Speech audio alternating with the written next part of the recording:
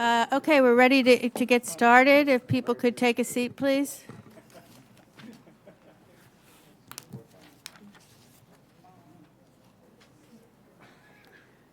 Okay, let's get the ball rolling. Thank you. I'm going to relieve you. Okay. That effort to focus the light. You're on the right camera. words? You're on Yes. camera and mic. Okay, welcome everybody to the Hyannis Main Street Waterfront Historic District Commission. This is September 20th, 2023, 6:30 p.m. To all persons deemed interested or affected by the Town of Barnstable's Hyannis Main Street Waterfront Historic District Commission ordinance under Chapter 112, Article 3 of the Code of the Town of Barnstable, you are hereby notified that a hearing is being held at Town Hall, 367 Main Street, Hyannis, Mass. James H. Crocker, Jr., Hearing Room, second floor, at 6:30 p.m. on Wednesday, September 20th, 2023. This meeting of September 6th is, I think we want to have September 20th. That's all right. Of September 20th, 2023 is being recorded and broadcast on the Town of Barnstable's Government Access Channel. In accordance with MGL Chapter 30A, Section 20, the chair must inquire as to whether anyone is recording this meeting, and if so, to please make their presence known. None raising hands. I'll assume there is nobody recording. If I could ask you all to please silence your cell phones. I think I have silenced mine. Yep. Okay, so I will call the meeting to order. So, Commissioner Kevin Matthews. Aye. That's right. Commissioner Cornelius Carley? No. Commissioner Jennifer Hinckley Needham? Here. Commissioner Matt Clark? Yep. Commissioner Laura Cronin? Here. Commissioner Tom Doherty? Here. Commissioner Jack Kay? Here. And I, Cheryl Powell, and Chair Commissioner is also here. Okay, so we also have none of our liaisons to acknowledge. Okay. Oh, Betty Lucky. Yes, Town Councilor Betty Lucky, one of our liaisons. Thank you very much for attending. Hi. Oh, and you are off on there as well. But you're not on here, but you are as well. Yes, we need to get you added on here.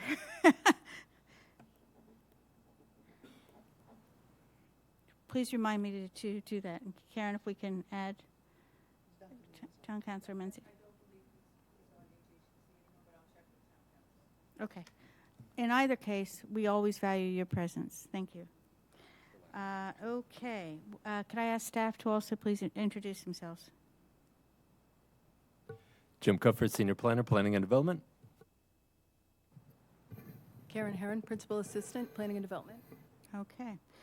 So, welcome to all of that. Nothing with regard to trainings or awards.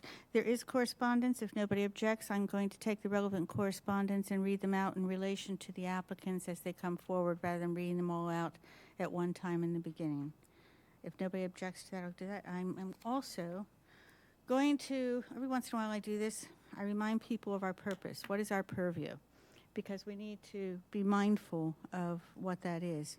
So the purpose of this article is to promote the educational, cultural, economic, and general welfare of the inhabitants of the town of Barnstable and the town's unique community character through the preservation and protection of the distinctive characteristics of buildings, structures, and places significant in the history and architecture of Barnstable, and through the preservation, maintenance, and improvement of appropriate settings for such buildings, structures, and places, and the encouragement of new design, which is compatible with the existing historical and community character, and through the benefits resulting to the economy of said town, preserving and enhancing the amenities and historical aspects of the various villages and areas which make Barnstable a desirable place to live and for tourists to visit. That is our purview. Okay, so that being said, we have two new businesses, and I'm taking it that Wynn said that they would go later to let the new businesses get out of the way, and I want to thank you for doing that very much. So the first one is Harborview Hotel Investors, LLC, 213 Ocean Street, Hyannis, map 326, parcel 035, with regard to roof, windows, and siding. Is there someone here to represent them? Oh, wait a minute, we have correspondence. I'm not reading that.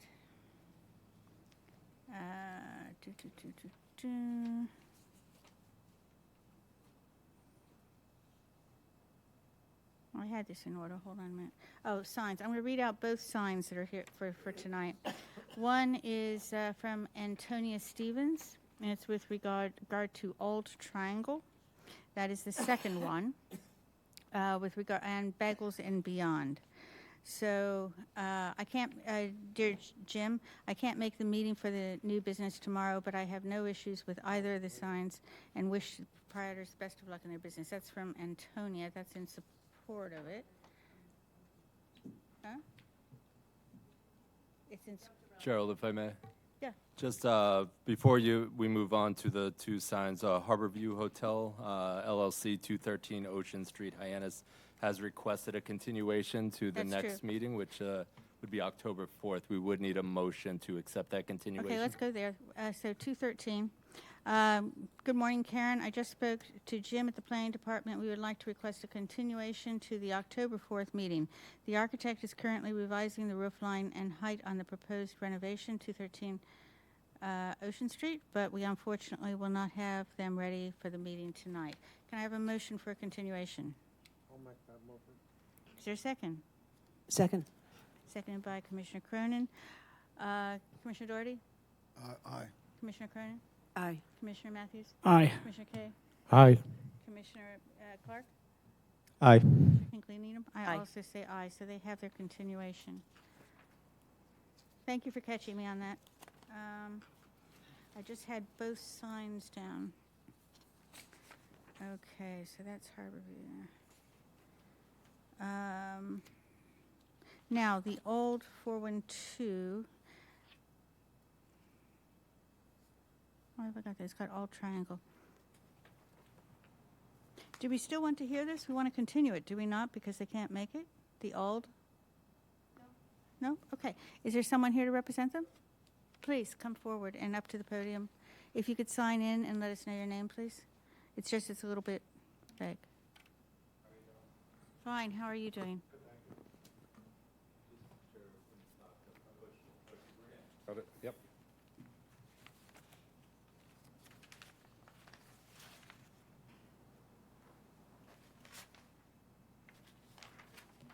Okay. Okay. Please tell us. Make sure your microphone's on. It's on, yep. Okay. Tell us about your project. The budget project, we sent the application with a drawing of the sign that's going to go up there. It's just basically the L triangle with a symbol, that's it. And they've got the drawings. We submitted them a few weeks ago. Okay. That's nice and simple. So, yep, we do. Commissioner, is it all right for me to ask if they have any need for clarification? I can answer any questions, yeah. Commissioners, any questions on clarification? What, if I could, what is the color of the lettering? I see that it's yellowish, Yeah, orangish. it's going to be gold. Okay. The signs that were there were standing out a lot Yeah. more, but it's not going to be standing out like that. It's going to be more blending in with the structure that's there and onto the wood. And it looks yellow in the picture, but it's going to be a gold color. Okay. Any other, Commissioner Cronin? Yes. The existing sign, like you said, it's three-dimensional. They're actually letters that are... We took it down already. It's been removed. Right. Yeah. And it would be nice to see that replaced in that manner. It was, it kind of gives it a little bit Yeah, more definition. it wasn't going to fit in with the Irish heritage of a sign like that. It just wasn't going to look as good as if we went with that direction. We're trying to do more of a Celtic Irish design based on the business that's going in there. Okay. But Any- it's going to be on PVC materials instead of it being what it is now. Correct, yeah. I'm just trying to figure out how that would look in from on a historical standpoint, from trying to would actually- maintain some character there. Yeah, well, actually, again, it's just my opinion. We've done a lot of work into how it would look good based on the business that's in there. It would actually look better than the raised signs, in my opinion. They were just too big. Does that answer your question? Yes, and I would like to also know there's an open and closed sign that's proposed here. There's no example of that. I didn't submit an open and closed sign. Sorry, it must be the other one, sorry. Yeah, that's the, That's the the Well, next it has, one. That's the has next an one. X on it. That's the next The one. old triangle, and on the back it says size of open and closed sign. There's an X on it, sorry. Does that mean it's not there, or it is there? No? Yeah, You can ask the applicant, but I don't believe there is a No. submission for an open close. Okay, maybe that's just on the because form. trade flag and trade figure all have X's, so Yeah, that just we- means we- there's none Okay. there. Right now, we've an open flag that we put out. It's been there for years, and we put one out the back. The sign itself just going to be above the door. The one part we did leave was already existing, which says restaurant, family restaurant. That's staying there, and that's in the gold, but it's a lot smaller lettering. Okay, thank you. Thank you. Thank you for that clarification. Does that answer your question? Yeah. Okay, so if we could just clarify, it's not for the open and close sign. Any other commissioners with questions on the presentation? I take no exception to this. I take no exception to Okay, this. no questions, okay, right? Okay, all right, so I'm going to open it up for the public. Is there public comment?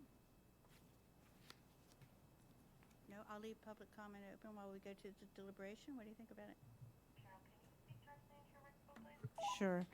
So what do the commissioners think about it? I also, like Jack, I take no exception to the sign, both front and back. Thank you. Okay. Anyone else? No? Okay. In that case, I am going to close public comment and ask if there's a motion on the findings.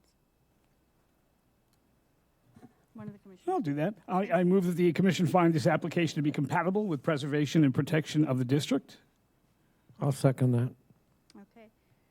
Commissioner Hinckley Needham. Aye. Commissioner Clark. Aye. Commissioner Cronin. Aye. Commissioner Doherty. Aye. Commissioner Matthews. Aye. Commissioner Kay. Aye. I also say aye. Would one of the commissioners like to make a motion on the certificate of appropriateness, please?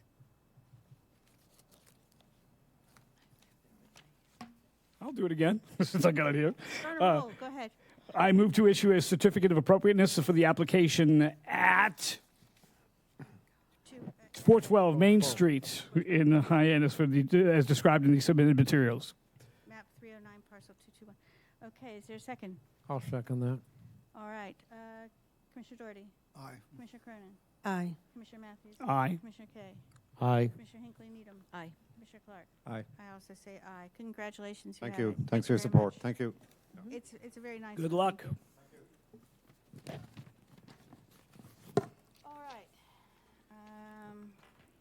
Shows one of the letters I have. 412 Main Street, the old triangle. Karen, Okay, sorry about that. It is on. The odd triangle, 412 Main Street, Hyannis, map 309, parcel 221. That's the one we just did. Oh, that is the one. It is. Oh, it is, right. Okay, sorry, I had two there. All right, Michael Davis, DBA Bagels and Beyond, and that also, there we go. 394 Main Street, Hyannis, map 327, parcel 262. It just interferes with me seeing it.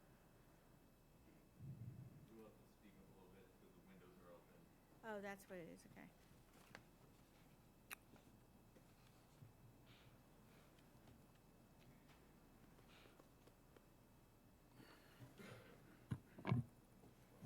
Good evening. If you could state your name, please. Michael Davis. I'm the owner of Bagels and Beyond 2, and also the Open Bagels and Beyond currently. If you could tell us a little bit about your project, please.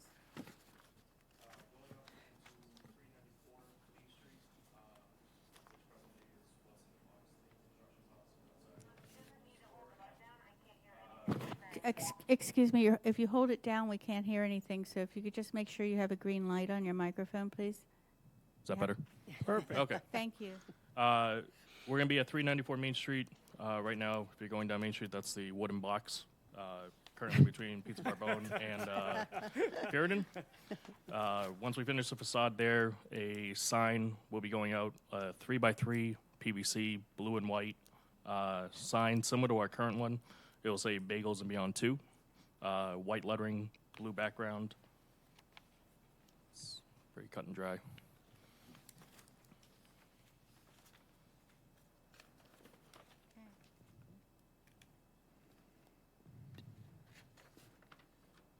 This one does have a open and closed sign listed.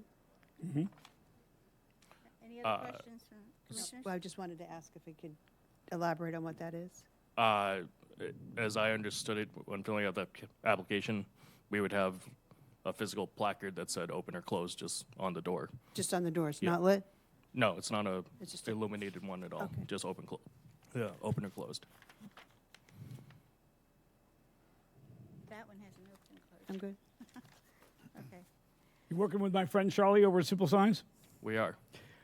I'm just going to give you just a thought. I mean, your sign looks fantastic, but it looks fine. But I think it would be cool to have a white border around the sign itself that kind of matches the white blocks on the siding. Okay. That's my personal. I'm not a designer. I don't know, but I just think that might look pretty cool. But I'm fine with the sign you have. Okay. Ditto to that. I think that would be an improvement, but I'm fine with the one you have as well. It's just a thought. It's a good suggestion. Thank you. Okay. Any other commissioners with questions on the presentation? Okay, so I'm going to open it up for public comment.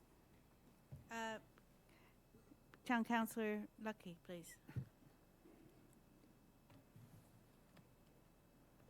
Hi, my name is Betty Ludke. If you could sign in, please. I'll sign in. This is just a technical comment.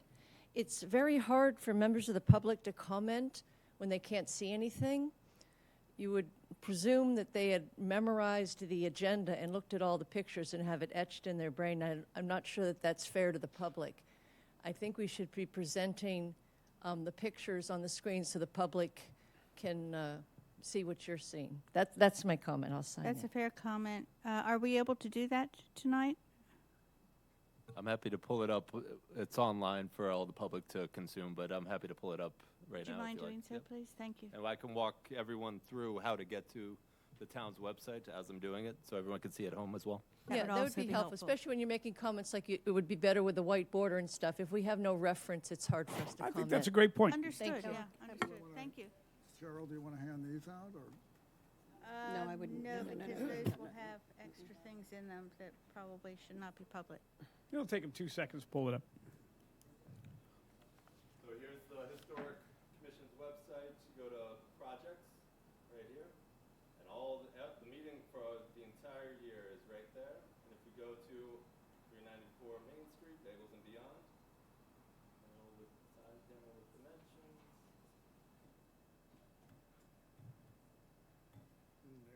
Yeah, it is. And that actually doesn't show up as a navy blue, which it is on our screens here. It's Yep. actually white on a navy. Just, that looks more burgundy to me. And the page before that, you'll see what I'm talking about on the white border to match the white on the sides of the facade. I'm sure Jim will pull it up right here. There you go. Yeah, and actually that's coming up navy and blue. Just to clarify, that whole front facade is being currently redone right now. Oh, okay. To get rid of that, as the landlord has been very against the way that looks, so we are currently redoing that. Is it going to change color, or? And it's going to match what Puritan has currently outside of there, so it's going to be more uniform across the board. Okay. Yes, I remember that, yep. I still like the white, but that's just me. So Don't listen to me. we're still on public comment. Is there anyone else who would like to speak? Somebody in the back with a hand up, please. Come forward if you could sign in and state your name, please.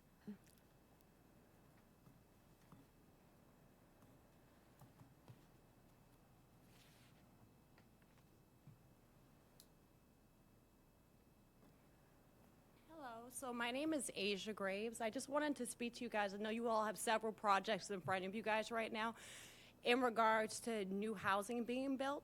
I just want to say that I've spoken with a lot of renters who did not have the time to make this meeting, and they are for housing. I know that some people have been complaining about it, so I just wanted to say, can we build more housing on Main Street, but make it fit the bill so that we can actually make rent more affordable? That's all Asia, I- could I ask you to sign in, please? Yep, gotcha.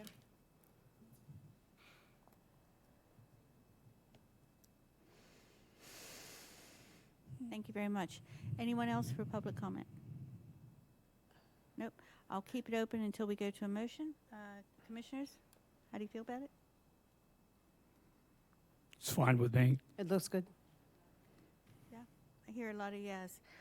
Okay, so I will close public comment, and I'll ask one of the commissioners to make a motion on the findings, please.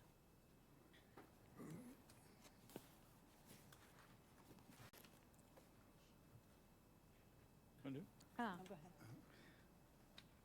You want me to do it? You want me? Okay, I'll do it. How about that? I have to go to a different part of the script. I move that the commission find this application to be compatible with the preservation and protection of the district with regard to the Bagels and Beyond, Michael Davis, 394 Main Street, Hyannis, map 327, parcel 362, with regard to a sign.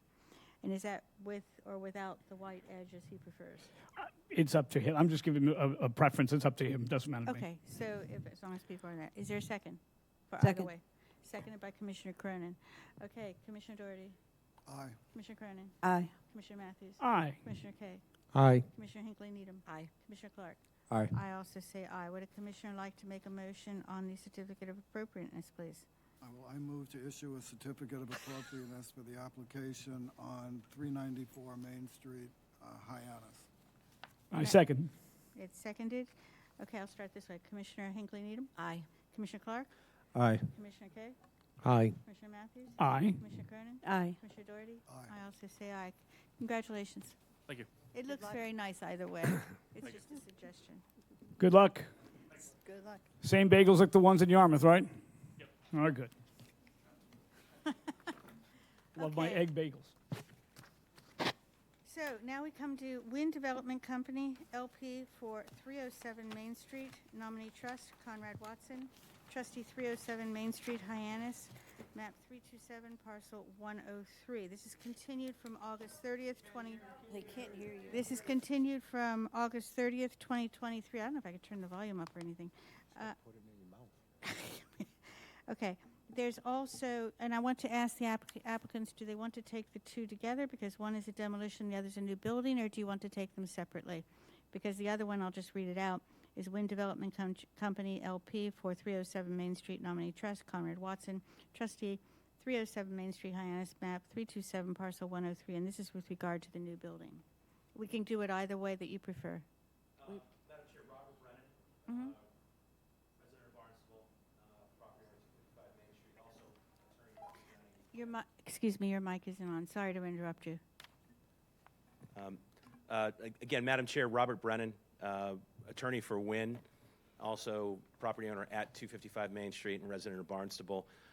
We would proceed at the chair's preference. I think last time you had us, go through the presentation, and then you took up for consideration, and both ended up getting continued, both the demolition and the certificate of appropriateness. However the chair would like to proceed, we'd be happy to. I'm happy to go whichever way you want, but might I suggest that we take the presentation for changes and other things that are there, and then I'll ask you again if you want to take the vote for one or the other or for both. Sounds like a fine idea. Thank you. You're welcome. Please proceed. Let me just give my name again.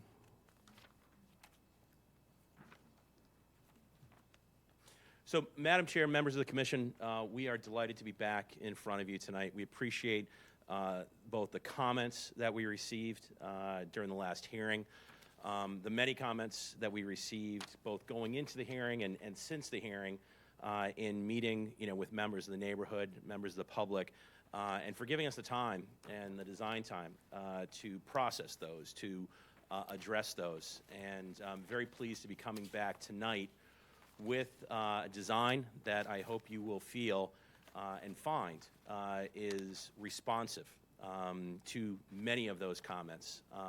And I think you're going to see a design significantly different than you saw the last version around. And one, that still meets the great need, for housing and housing across an entire spectrum of needs here in Hyannis. This, as you know, is a project that's proceeding under the new zoning that was passed, with projects like this in mind.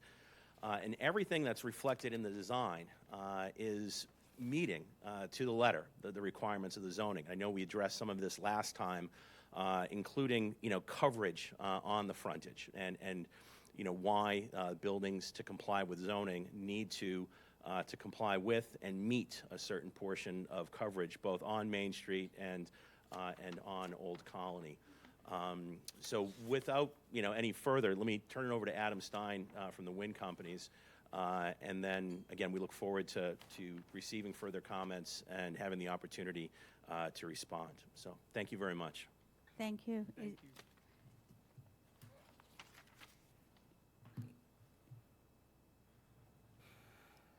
Thank you for remembering to sign in. Somebody turned the I volume try to up. follow directions once in a while, so. How's everyone tonight? Thanks for having us back. I'll start off with saying I appreciate the chair's commentary on purview. I hope that that's the focus tonight. We're here. We have a lot of thoughtful design changes. It's something we said we would do at the last meeting, was listen, take notes, and come back with alternatives. I wanted to hit quickly on who will be living at Harborview, because I think that's important just to remind everyone. I'll change the slide. Oops, sorry. This is a unique project. It's a project that really concentrates on the workforce, on the middle, whereas most projects focus on high rents or some very low rents. We're really focusing on the middle. What does the middle mean? So the workforce tier, we've described it in this slide. It's a policeman, it's a nurse at the hospital, it's someone making $70,000 to $77,000 a year. It will be, my son is at Mass Maritime. He's a junior. He's going to graduate. He may work for Highline. He may work for Steamship Authority. He may go into the Coast Guard. He's going to live in Hyannis, and he's going to be making about that salary. He wants to live in a nice place. He wants to live downtown. He wants to spend money on things, and he's going to want to live at this community. And right now, people making workforce tier incomes, affordable tier incomes, again, examples, teachers, firefighters, want to live in Hyannis but can't afford to live here. They can't either afford to live here or there's no housing stock that they would choose to live in. So we really feel like we're here to fulfill a need. To do this, to develop and build quality housing, the quality housing that we're proposing to you tonight, the same as any luxury apartment would look like and feel like in terms of finishes and amenities, we really have to, we only can accomplish this with the size and scale we're proposing tonight. There is an economic component to this that really doesn't bear on the design discussion, but it does in terms of how we think about the project and how the project has to perform and function. So the size and scale really is important to this project. Rob said this, and I'll just be quick. We followed your zoning to a T. We've adhered to your current design lines to a T. And we're really striving to meet your proposed guidelines as we've worked through the process. So we've listened. We've come back with, I think, some really meaningful and thoughtful alternatives that we'll present tonight. And I think you'll really enjoy them and really like them. So thank you for having us. We again hope this is a focus on design and not zoning. But we're here to answer questions and run through the presentation. So thanks. And we thank you for your efforts on trying to address some of the concerns that were brought up. Any of the commissioners have questions with regard to the presentation so far? Is there somebody else to come forward? Yeah, the whole design. Okay, we that's fine. would definitely not stop here.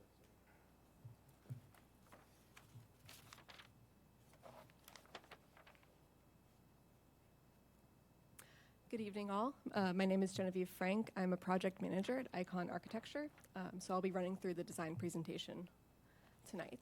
So you all are well aware of the context, but just as a reminder, our design intent is to really blend in and complement the historic character of this neighborhood. So we've tried to keep that in mind and listen to your feedback about what you feel would further this design to better blend with the character. And as Adam and Rob both mentioned, we are working with the form-based code and design guidelines that were passed, and we will go into some of the specifics further along in the presentation as far as frontages and setbacks. We've provided a bit more detail on what we are doing within our design. And, we did try to really listen to all of the comments that were provided. We want to build a project that everyone is happy with, that they feel really fits in with the Hyannis neighborhood. So this is not an exhaustive list of everything that was mentioned, but we wanted to highlight a couple of a few of the main concepts. So, looking at the refinement of materials, overall, the vertical lap siding didn't really fit with the neighborhood. So, there was a preference for the horizontal, more of the traditional red Barnstable brick. Incorporating that, simplifying the use of materials overall, so it's less patchworky, it kind of, blends nicely. Utilizing historic trim where we can. There were opportunities at the roof line, along the elevations where we could incorporate that, showing what lighting products we're looking to use. And I think overall there was a comment that the design felt too edgy, so we really tried to scale that back and not make it look modern or contemporary, but really blend with the historic nature. As far as the massing, this kind of goes with the design guidelines, breaking up the massing of the roof line so that there were more distinct massing as you look along the elevation, which we'll see later in the perspectives, reviewing the building setbacks, enhancing that corner element, since that's really a gateway, not only to the site, but to the neighborhood, and adding more traditional elements on that corner piece.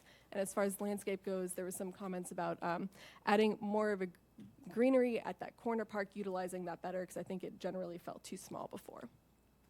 So this is our updated site plan. A lot of it, for the rest of the site didn't change. We still have the main access for the residents off of Main Street with the drop-off zone behind. We still, our fire lane did not move at all. But really what we focused on was that frontage along Main Street, simplifying the geometry so the main building facade is very distinct. So it looks as multiple buildings as you look down the street. We rotated that corner element as well, again, to create more of that gateway facing that intersection as you enter that site. And you'll see these in further detail later in the presentation. So there's a lot of information on this, but this is our attempt at showing how we're meeting those design guidelines. So along the primary frontage, we do have to have an 80% street wall. So shaded in gray, which in this lighting it's a little hard to see, but hopefully there's enough of a difference you can see. That's what we consider the base facade. And that setback we'll show that later we'll show that later in the presentation, but that's what we looked at as the base facade. And we tried to really strategically place the dormers along the roof to, because we have to have a certain amount of units and we want them to work and be comfortable for all the tenants who are living.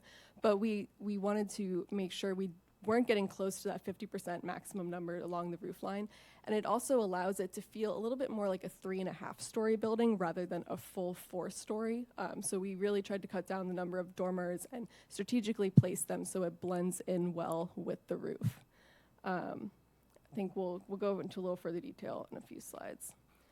So the floor plans, as far as the unit count, didn't change for most of the second and third floor. We did revise the fourth floor again with that massing along Main Street. We were able to move units around, again, to basically limit the number of dormers that we need to make usable units. We were still able to accomplish the unit count that we were aiming for to make this project economically feasible. This is the roof plan. So you can see, again, all the locations of the dormers. To the right is an example of a roof deck that we've done with Wynn at another recent project. This roof deck it will be shielded from the main street, so you're really only going to be able to see it from the courtyard. But it'll be a nice amenity for the tenants. We also have allocated space for, potential future solar. Height comparison, these are some of the adjacent buildings with similar heights. So, per the zoning guidelines, we can do 3.5, 4 stories. So we are within that. And the shadow studies, again, the massing minimally changed overall. So mostly the street is impacted by the shadows. There's not too much impact on the adjacent neighbors. So here's our updated perspective from the corner of Old Colony. So you can see, going back to the feedback that was provided, since this is the corner gateway element, this is where the red brick makes sense. We tried to really provide this as an anchor point, utilizing that, turning the facade to face the intersection as pedestrians or cars drive into the space. The bay element, we tried to incorporate like a nautical Cape Cod feel. And we added other traditional elements like the trim at the roof, along the facade, and the clock as well. And if you look down the street, you can see with the rest of the massing that with the setbacks and those the base facade, it really starts to read as several buildings. It's not, in the top right, you can kind of see it blended a little bit more. There were a lot more dormers. So I think this, the distinctive massing definitely helped this approach. This is another view. We added the flagpole and the signage, which you can see there as well. And this is a perspective of the entry. So you can see the sconces that we're proposing, which are compatible with other fixtures that are utilized in the area. I'll just go to the next one. So you can see on either side of the screen, those projections are considered the base facade. Is this on Main Street? This is on Main Street, yes. Yep. This is right basically in the center of the building. So this will be where all of the residents are entering. So on the right and left are the base facade elements. The porches will protrude out 4 feet from there.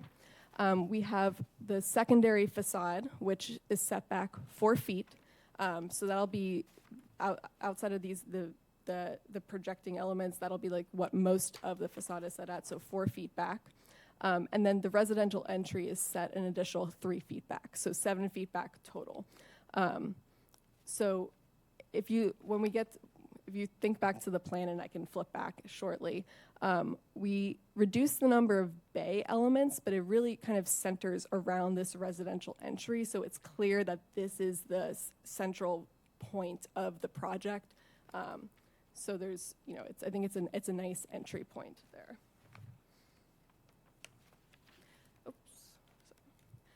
This is looking at the courtyard space and the access to the drive aisle from there.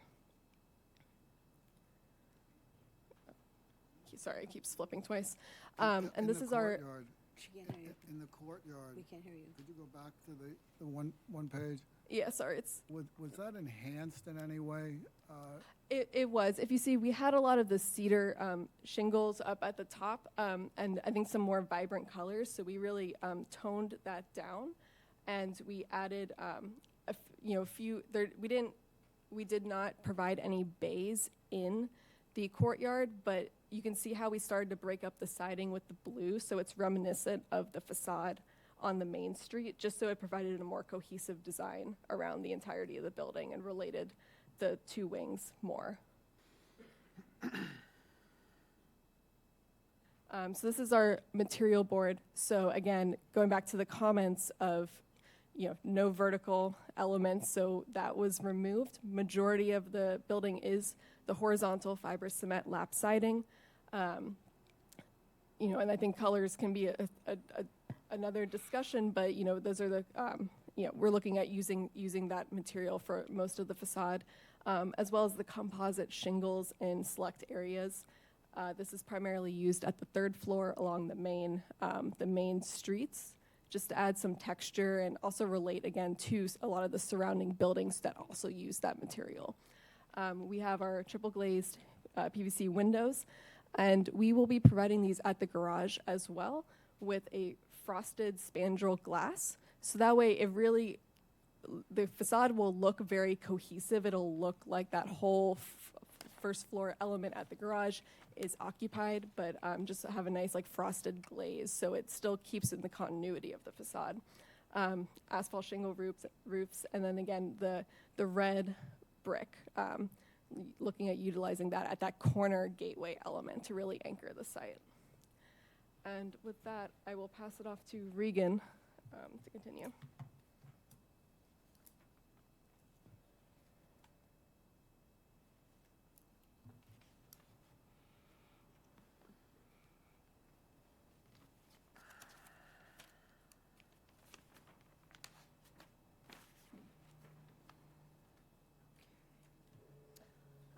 Good evening. My name is Regan Andriola. I'm a landscape architect with Beals and Thomas.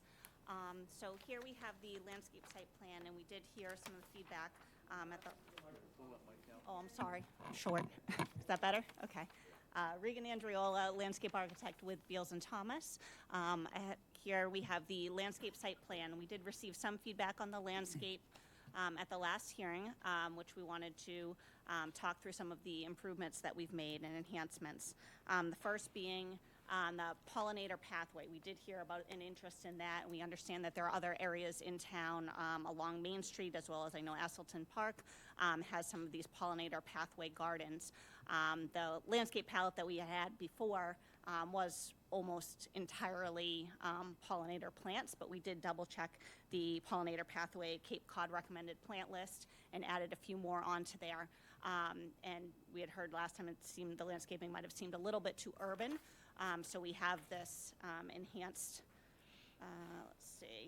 area along the face of the building and along all, Main Street, as well as, along Old Colony there.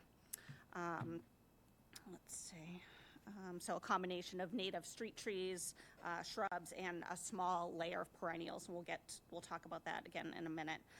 The second area, with this great improvement to the building and the rotation of this corner, it actually opened up this corner to have a larger lawn area. Of course, we don't have quite as much lawn as what is out there existing, but by turning the building, we gain an extra 10 feet through here. So where we had previously had more of a paver plaza, instead what we have is a nice lawn area, but we do have a nice width on the sidewalk too. So a combination of, being able to support pedestrians along there while also giving an opportunity for areas, for people to, sit on the lawn here if they want to. Our next item is, yes, site lighting. So as Genevieve talked about, we did show we have some proposed sconces along the face of the building. Primarily, along Main Street, you'd be utilizing the lighting from the existing street poles along Main Street, as well as there's an opportunity for some string lights through the trees there. There will be lighting throughout the site. Most of that is behind the building, so wouldn't be visible from the public right-of-way, but there is lighting all in there. It's at most mounted at 12 feet height, so pretty low height, no light trespass. We've made sure that we've adhered to all of those lighting standards. And then the next would be some site furnishings. So we have identified a few places along the sidewalk for benches. We have 3 benches along the sidewalk, as well as a 4th one right at the entrance to the building. We did add a bike rack. I know there was mention of that. So we do have a bike rack at the entry to the building. Just want to note that the actual building itself has an interior bike storage room, so all of the residents would have access to that. But in the instance of visitors who'd be showing up, or even people who are, just transversing here and want to take a break, sit on the bench, there's a bike rack. We've also added a flagpole at the corner, which you had seen in the renderings that Genevieve showed. And then I think those are the key items. Oh, and street trees. So yes, sorry. We will be renovating and reconstructing the entire length of the Main Street sidewalk in front of the building. And what we've been able to do now is add in, in the previous rendition we had very narrow trees because we were trying to keep them all on our property, which, as you can see, it was very, it wasn't much space. So now where we have the opportunity to really work all the way out to the edge of the street, we can do larger trees, wider canopies.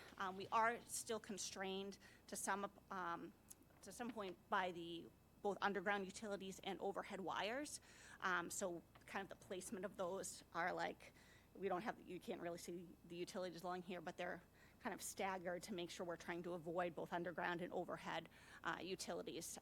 But it does give us the opportunity to do wider canopy trees, and by moving them out into the sidewalk, it gives us, you know, a better kind of pedestrian realm walking through there, and kind of brings that landscaping out into the sidewalk, which we think is a lot, is a much improved condition.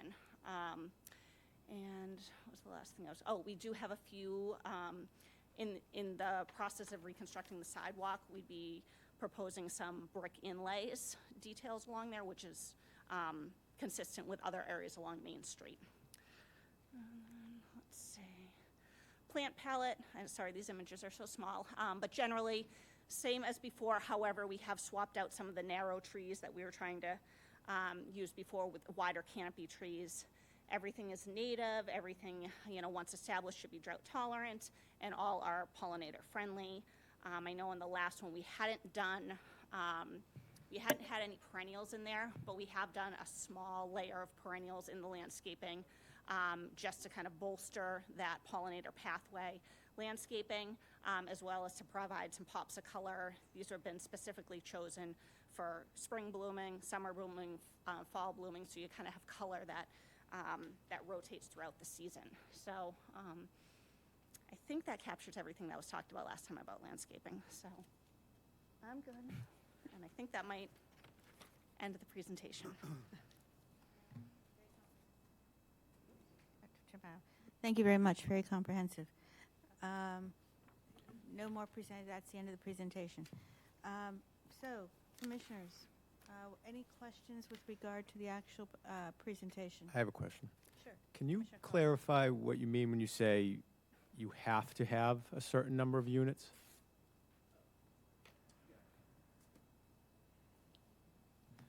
Sure. My point was, we're building a luxury product, and we're spending the same as a market rate or luxury developer would spend to build a development.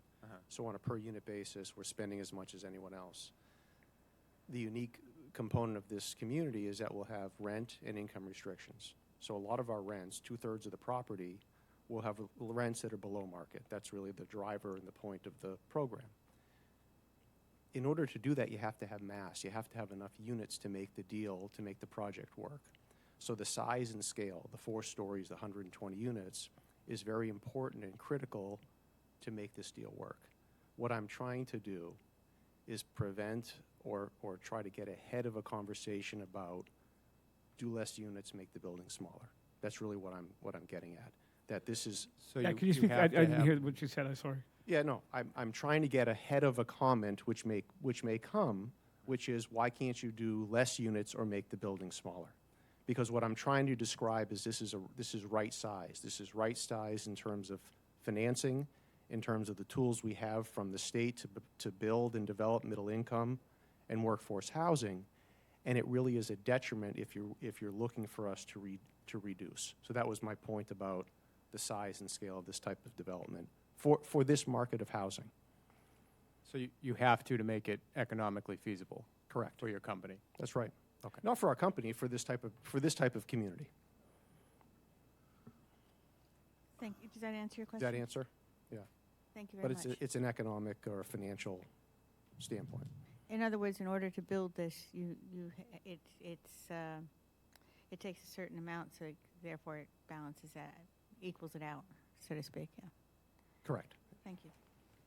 I have a question. Okay, Commissioner Cronin, sorry. Thank you for this presentation. I'm sorry that I missed it live last time, but I did get a chance to see the presentation on the video, so thank you. And I can see that you have really listened to some of the feedback that came through, especially on that corner coming in through there. And one of the things that I think was impressive was that your business, your company, I like where you said you're investing and you're looking for a long-term solution for this property, and that you have the resources and the depth for that. And I know that housing isn't our purview, but however, it just keeps coming up as part of a benefit. And I wanted to just, if you could elaborate on one of the things that was, I think, an advantage that you says you have a management team that manages the lottery. Could you describe what that lottery means and how it pertains to these units here? I'm not clear on what that meant. And if I may just clarify, because Commissioner Cronin has commented that she wasn't here at the last one. So according to procedure, she has watched all the tapes, become familiar with the information. There's a procedure where you mull in, which has been signed to confirm that she's read that, just so you know that it's fine that she's caught up. That's great. No, and I didn't want to go back and do the whole presentation again, Commissioner. That's So okay. one of the things that we mentioned at the last meeting was that there are some developers that just develop and sell, and then there are some developers like Wynn that develop and hold and manage long-term. So from a mission standpoint, from the way we're structured standpoint, from a historical standpoint, the Wynn organization develops, owns, and manages. That's how we work on all of our communities. And a lot of the communities that were built 30 to 40 years ago, we still own and manage today. So we really do think about the long-term perspective. And when we look at a community and we think about how it works, access, security, things like how trash is managed, parking, vehicular access, call it, quality of life decisions, we're really thinking about those things long-term. We'll have a management company that's a sister company to Wynn Development called Wynn Residential that will have a full staff at the property. They'll have a full-time property manager, they'll have an assistant property manager, and they'll have maintenance personnel. They're there 5 days a week, sometimes on Saturdays during initial lease-up, but there's on-call services. If a toilet breaks in the middle of the night, there's a process by which someone can get that toilet fixed in short order. So it's a professionally managed community, which I think is unique for this type of development. And I think it's something that you want, because you want eyes on the street, you want eyes on the building, and you really want to keep a certain standard. This is a long way of answering your question about the lottery. So there are certain criteria as we go through the income tiers where we receive applications. It's not a stretch to say a community like this could lease up in 3 months, which is pretty amazing, right? The amount of that's like a move in every day because of the demand and because of the pricing model. So there's a lottery in process in order to make a fair and objective decision as to, call it, the lucky few that gets to live at this community, that income qualifies. We would therefore manage a lottery system. But that's something that we manage by Wynn Residential, and it would line up with any of the state housing objectives and anything locally that may have some preference in terms of local residents or otherwise. So. Just a small follow-up on that. Thank you. Then that's kind of what I thought you meant by that. So just a question, is this lottery restricted to outside local people, or how does that work? To local, because we're looking at, and I think it's great, the way that you've got the tiers and looking at the local the hospital workers and the police department, firemen and other businesses. Do they come first, or do they have to go outside the state through this Massachusetts, housing need and pull them in before it comes into a local family or local worker? So it's a great question. Would you like me to answer this, board? I mean, it's not a design thing, but I can keep going. I can speak to it if you Yeah. like, Madam Chair. So for the lottery, the town working with an applicant can certainly file for preference, but we have to illustrate the need locally for certain preferences to provide that to the state to get that allowance for local preference of a certain demographic or need. I would say also, though, that I don't think a community such as Barnstable is wholly looking at our local needs, meaning people who just live here, because one of the biggest things that we have are folks who work and invest in our community that have to come from over the bridge because there's no other option. So I don't think wholly restricting it to those who just live here is what we're striving for. But there is certainly a local needs process. And I just do want to reiterate that within the commission's jurisdiction, we do want to stay focused on our exterior architectural features that are presented before you. Thank you. And we would be receptive to work with the town and work on a local preference. So I have a comment and a question. Again, reiterating what the chair said, what Jim just said. With all due respect, the people who will be living there, their income levels, the sewerage, the parking, the water, all that kind of stuff, will not come into my mind of discussion or my vote tonight because that's not what we do here. All of those things were put through different planning boards and zoning boards and the DPW and all that, and all been approved. Like Jim just said, our job is to look at this building aesthetically and say, does it fit into what we're looking to do with our plan of how downtown Hyannis is supposed to look? So that's in my thought process. So another comment.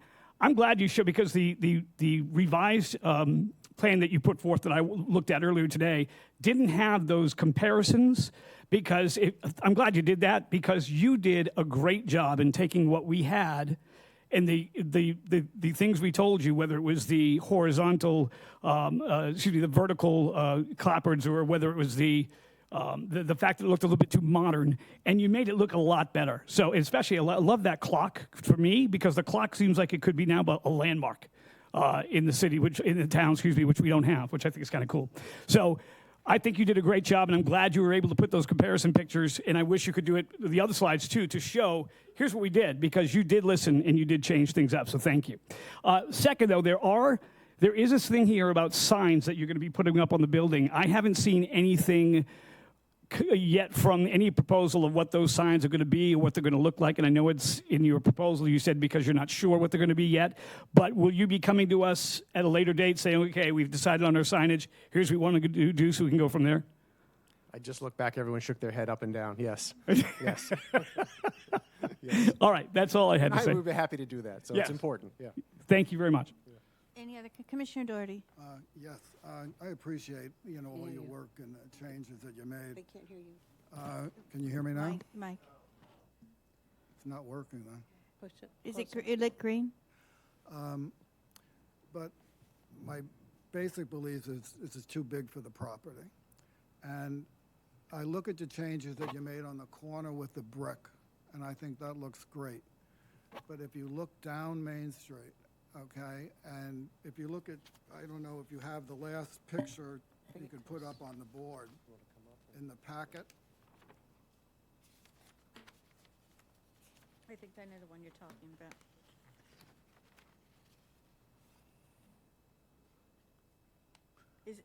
I think that was it, was it? No, no. That one?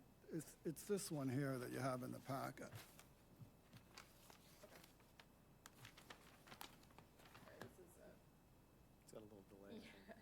See, that looks great with the brick. But if you, in this picture here, it is just all very bland, okay? Where I still would like to see the project smaller, more open space. It's delayed, so. And then, along here, could we make it look more like townhouses? Do some sections in brick to make it warmer all the way up the street. And my other objection is the courtyard. The courtyard is still very plain, where we could do more indents and bumps and, maybe bay windows. But along Main Street, this is what people are going to see, and I think it needs a lot more attention, and I think brick could be the answer, along with, again, more open space. Yep, we can revisit and look at some other opportunities to incorporate those elements. I did miss one item that we started adding in the courtyard. We did start looking at some Juliet balconies as well. Part of it is with the parking underneath, it is going to be a coordination with structural, because bays and indents do get a little bit complicated there, but we can definitely look at opportunities to kind of you know, make this more of an identifiable and elevation. Yeah, you know, I think, you know, if you look at the Harbor Hotel down in Hyannis, they just redid it. It's beautiful all the way around, you know, facing the parking lot, facing the water. And I think the courtyard needs attention, but most important is Main Street, where we could do more of a townhouse feeling instead of, you know, just having it look so plain. I like the idea of the little porches, you know, maybe a few more of those. But I think that area needs attention. I like the rooftop decks, would like to see more. But I think the brick could be the answer. Okay, well, thanks for that feedback. Any other I have a few comments. I have always leave myself to last. Another Commissioner question. With the new design, I remember when we were looking at it, it really kind of was exciting, and that we were going to be able to revitalize Main Street and Hyannis, and I didn't envision this, I'll have to say, but the only thing is that when you're looking at where Main Street is, there's no there's no connection with the public as they walk by. I see there's no first level retail or commercial. Kind of like when we were looking at the form-based zoning, we were actually kind of thinking, oh, that would be great if you had shop owners and the existing locations putting, you know, apartments above their store, so they would have both elements of their business as well as residents living on Main Street. And that kind of brought in the caricature where they could kind of maintain that storefront residential above type of community. And, you know, I think that I do agree that the changes have made, you listened and there is some improvement there. Is there a reason why we cannot do first floor access? Because right now you say, welcome to Hyannis in the corner, but don't touch, you can't come here. You know, it's an apartment building. It's not a hotel. And I think to engage in the community, because that's what we do have on Main Street. You have a lot of storefronts. You have a lot of that community involvement on the sidewalk, and maybe not the whole thing, but other developments that have coming. You know, you're looking at. That's kind of where they've kept that character. And I know our purview is to look at the materials and such, but our purview is also to maintain the character and the historic value of our Hyannis Village. And we have to be able to accept change and move forward, but in a direction. But we also have to protect some of that, what makes it Hyannis as a village, and not lose its caricature, because I think it can be done. And I think Wynn is a company that can do that for us. I think that's the kind of people we want making this commitment with us.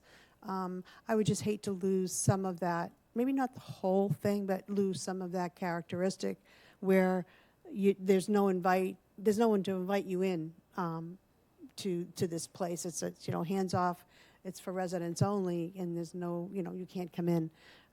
Even the ones on the corner where Guido's used to be, I forget what used to be, there's still a restaurant on the first floor. Even though that there's residents on top, you still have retail on that first floor, so it is inviting to that as well as some of the others. That's just my comment. So if I could just respond to that. So, you know, I would just remind the commission, I mean, a very deliberate decision was made, you know, with the zoning. And again, understanding that zoning is outside of the purview, but just to respond to the commissioner's point, very deliberate decision was made, you know, for Main Street zoning, where that character, that first floor retail was required, and where, you know, the full residential, you know, would be promoted. And this is outside of, you know, the block that was determined, you know, to be first floor retail, you know, with residential above.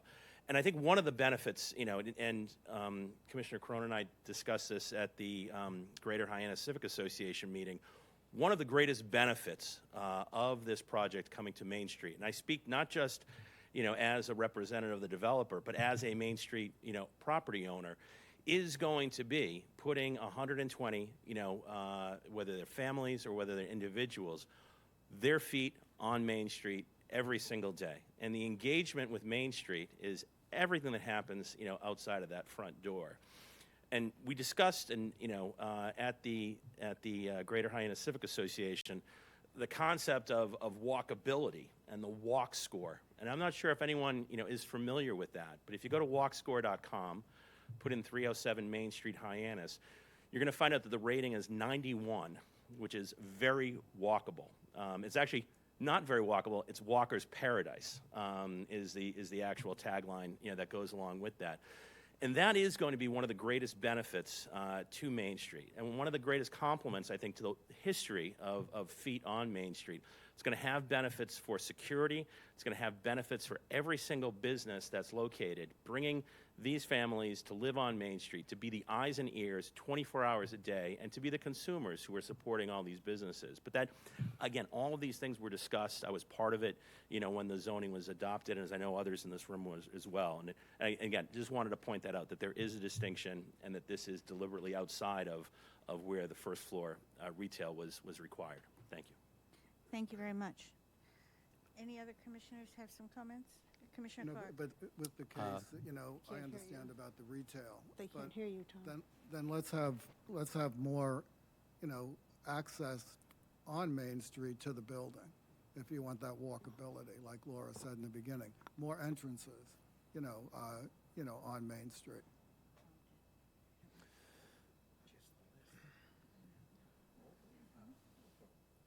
Okay. Any other commissioners have questions? I do. Commissioner Clark? Okay. I'd like to stay on purview, but back Commissioner Doherty's previous comment, I do think that more brick would really help with integration here, so this is a design comment. And I think if you do go back to that original slide with reference points, for the most part, the unifying feature on those buildings is that they're constructed mainly of brick, so I like that suggestion, Tom. Commissioner Kay, you had a question as well. Yeah, I don't have a question. I want to thank you very much for your effort here. I think this is a huge improvement, and I appreciate your time. One of the things I hope you do when you get to signage is consider wayfinding, which is something we haven't talked about at all, but Hyannis is lacking in wayfinding, and it would be great to be thinking about that for this project. Could you elaborate on that for the general public, please, on what the wayfinding is? Wayfinding is where you have signage that directs people to the specific areas that they're interested in. And a lot of what we're doing nowadays doesn't include intelligent wayfinding, and we have people searching around for where do I go and what do I do and where is the office and where is this, and it's just it makes it a much more convenient and comfortable and not a confusing element. This is going to be a very big building, and I think that that's important. Any other commissioners before I make a few comments? I'm sorry. No, go ahead. I have a question about or a comment about the sconces that are going to be used on either side of the front. They seem really modern to me. We have onion lamps on the Cape, different old-fashioned lighting. Is there any way that those two sconces or the sconces that look like that can be something more nautical or not so, modern? Mm-hmm. And then the windows as depicted here are white, but are they going to be the black, the really nice black ones that you have right here with the 4/2? I think they're white. I think the black was changed to white to prove it, was it not? Yeah. That was my impression. Yeah, sorry, the black was just the product cut that we took to show. But the white, because of all the trim and the other elements, we intentionally used the white on the building. Because like on the Cape, you see a lot of like 12 over 12 windows or 12 over nothing. Is there an opportunity for that? That looks really stark to me. You mean just with the color or just with the windows in general? Like these are beautiful. Which ones? Those black ones, you know, with the 4/2. I actually prefer the white ones, but. Yeah, that's so I my mean, white personal or preference, black, yeah. just see how they're so. So Are those the windows that are on the top floor? Those top, that 4 right there you're talking about? It looks like those are the top and the sides, and then they just mix it up in the actual frontage there. I think, am I wrong? yeah, no, that is The correct. windows you had before were beautiful, and now these seem like cheap. Yeah, so sorry, just to clarify, are you commenting Sorry. on the color or the added Windows, muntins? the panes. Okay, the yeah, window no, we can, panes. yeah, absolutely, to keep it the historic character. Yeah, the other there's- ones were beautiful. Yeah, there are options to have muntins. And that's it. It's beautiful. Any others before I make some comments? Nope. Okay. I think my personal opinion, I'm only one voice, one vote, is that this was a major leap forward. You've done a spectacular job on addressing some of the things we suggested. Can everybody hear me okay? Okay. Let me know if you can. I also agree with the red brick. I love the red brick, the way that you put it in, maybe a little more. And I was just trying to think of how to make it not as costly. Perhaps if you could show me a side version where it's plain. These are just suggestions. But where you have the white thing to break it up, one of the commissioners commented about how it was plain on the side. Maybe just If you go like 1 or 2 slides forward, you'll see what she's talking about, I yeah. think.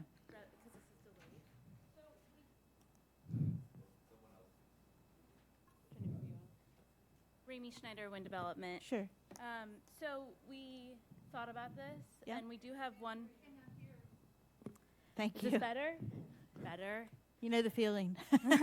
We had a feeling that this may come up, and I do want to show one alternative that does add in another portion of brick at the front entry that's mid-block through Main Street that we think might be a nice add to kind of continue the Barnstable red brick as you're walking down Main Street and really kind of create a warm front entry component. We can do the onion sconces in lieu here as well, but wanted to float this option in front of the commission as well. You're hiding out on us. You had this one ready to This was pop a in. Look at that. This was a last minute ad.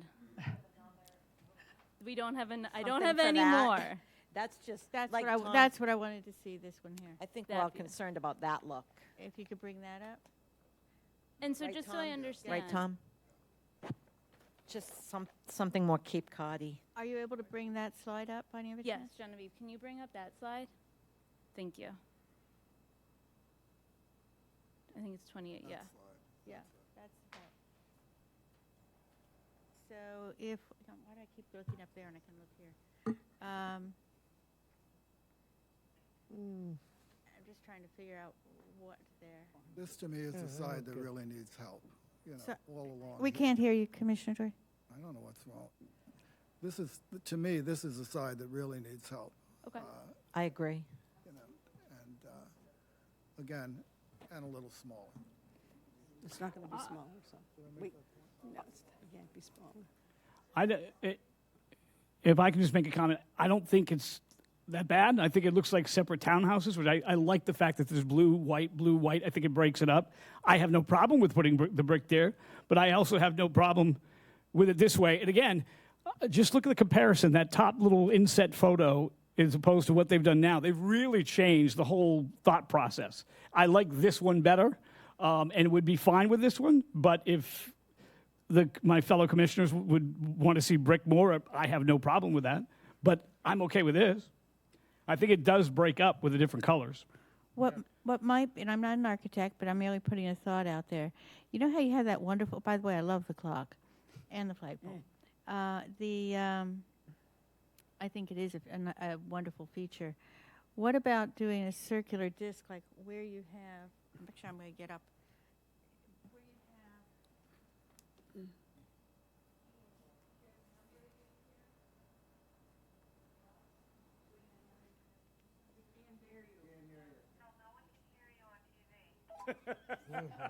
can't be two places at once. Are you You try. suggesting a circular? But some sort of circular thing at the top, similar, not a clock, so to speak, but that would be something brick or something red that would be in something historic Cape Coddy, something like that, which would be an easy just add that on, which would bring in the color again for the brick and kind of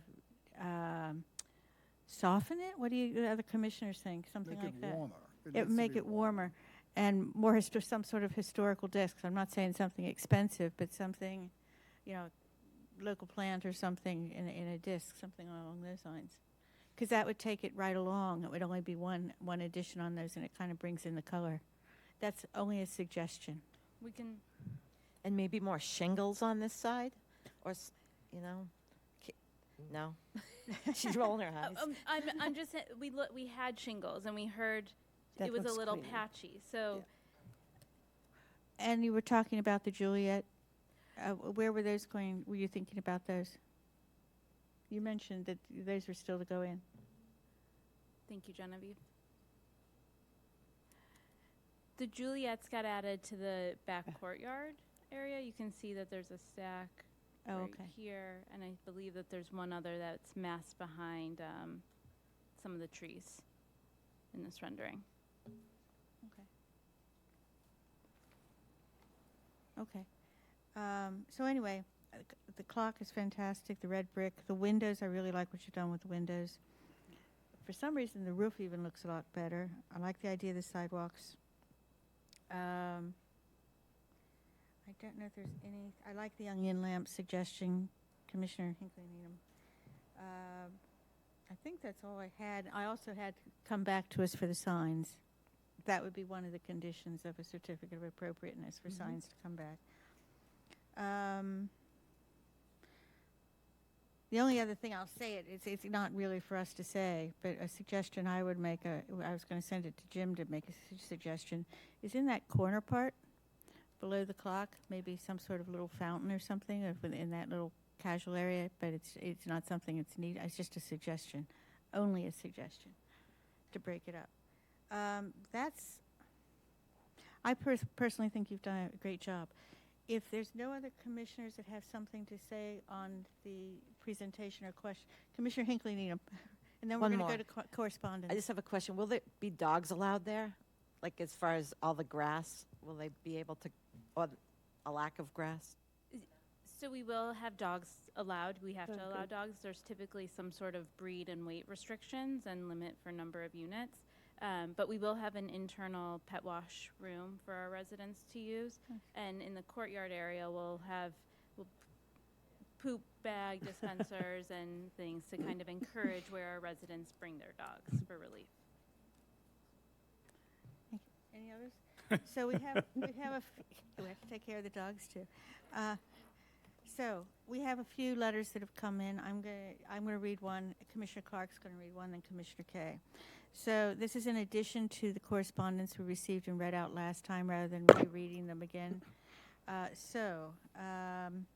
Dear Historic Board, please recognize that unfortunately, again, I can't be at this meeting, but would like to go on record that we have seen the new plans from the developers and architects, and we support this project as they are listening to the feedback from this board, as well as the public, as they have incorporated many of the various suggestions. Again, this is a win for the community as it brings in workforce housing through a well-known development and management company, and the commercial corridor will see year-round vitality and a safer neighborhood environment in the East End. The look of the building under your review has evolved, and we thank them and continue to thank this board for really caring about the downtown. Sincerely, Elizabeth Worthbane. That's from the Hyannis Main Street Business Improvement District. Commissioner Clark, would you mind reading the next one? Please? Sure.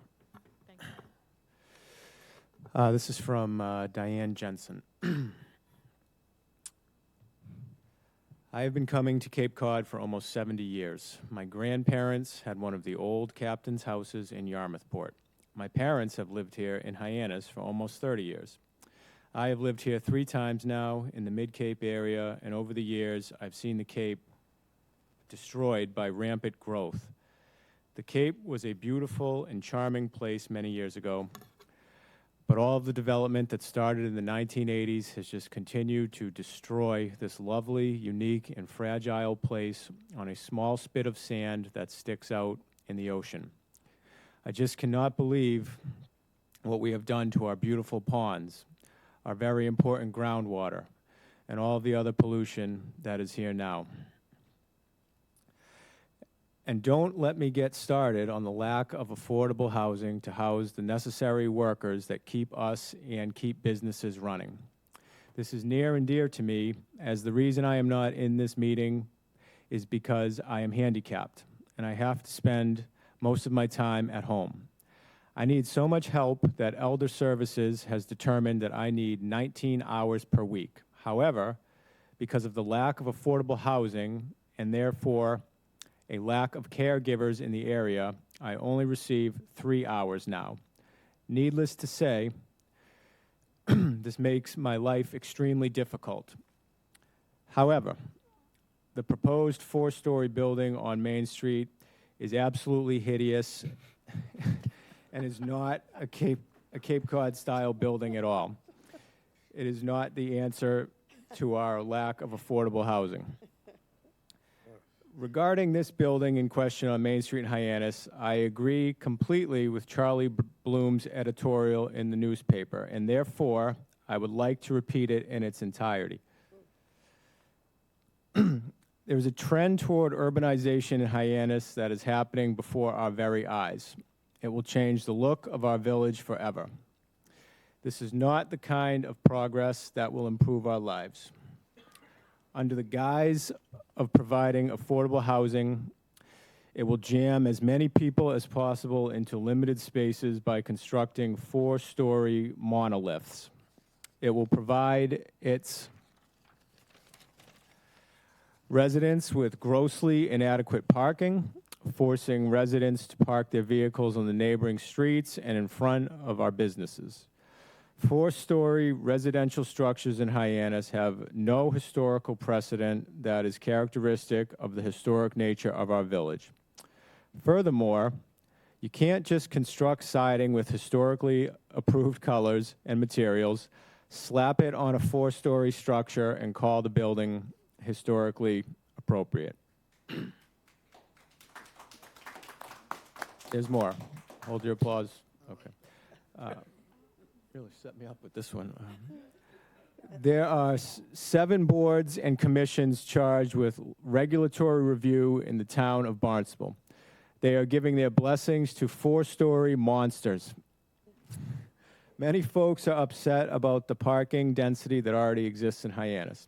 They are upset about the impact that 255 additional domiciles in Hyannis will have on the demand for water and sewage, as well as the ongoing push to develop huge residential projects in Hyannis. What we need are smaller projects for affordable housing throughout Barnstable. Provide a village-like setting for people to live in. Avoid parking problems, water problems, and sewer problems. And we need more of these smaller, affordable housing projects throughout Barnstable, not just in Hyannis. Let's do right by our citizens who need housing. Don't pack them in 4-story monstrosities with inadequate parking. Let Brighton be Brighton, not Hyannis. Thank you for listening to me, Diane Jensen, Hyannis resident.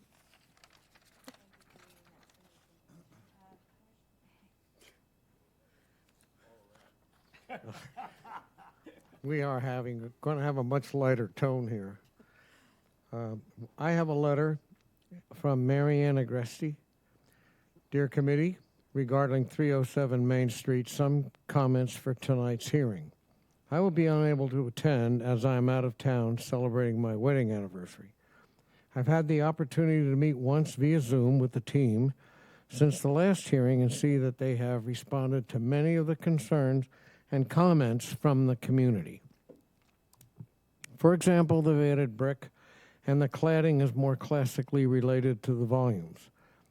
In reviewing the submittal for tonight, while knowing the details of the design are still schematic and there is much to consider, I had 2 main points to add to the conversation. This is a primary building for the village and its detailing is critical. The schematic rendering does not yet show much trim. On the corner volume, for example, this is a welcome to Main Street face and should be special The rail at the bay could be full width in white to go with the bay. It seems very low. Item B, the clock trim can be integrated into the gable eave trim to appear more custom at this important location. It could really be a welcome to Main Street symbol. The windows in the bay could have the same proportion as the windows in the rest of the facade. They now appear to be square, hinting at a different style and seem a bit out of place. Recessed panels and trim should be incorporated into the bay face. If flat instead of faceted, it would allow for easier detailing and seem more classic. From a Main Street business point of view, the lack of public amenities at the base of the building continues to be a concern. What can be done to bridge the area where there is parking so it is not a dead spot on the street? Bring back the perf panels, a unique garden-like an extension of the pollinator path on Main with art benches. We have seen that a lull like that in the streetscape can really be a barrier to people continuing down Main. I would ask that the applicant commit to a level of detailing and consider developing the streetscape uniquely at the corner where there is parking in the building along Main. Thank you, Mary Ann. Agressi. They can't hear you. Sorry about that. Thank you. Mary Ann is a local architect, so I think a lot of people here are familiar with her work. Okay, we read the correspondence first before going to public comments so that nobody gets left out, because everybody has a right to be heard, and so therefore we just put the correspondence first. So I'm going to open it up to public comment before we go into discussion of it. We have two. If you don't mind waiting until second, we have four.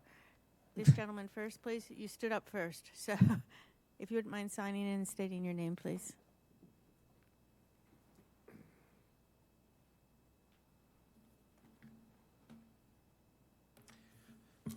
Good evening. My name is Michael Messinas.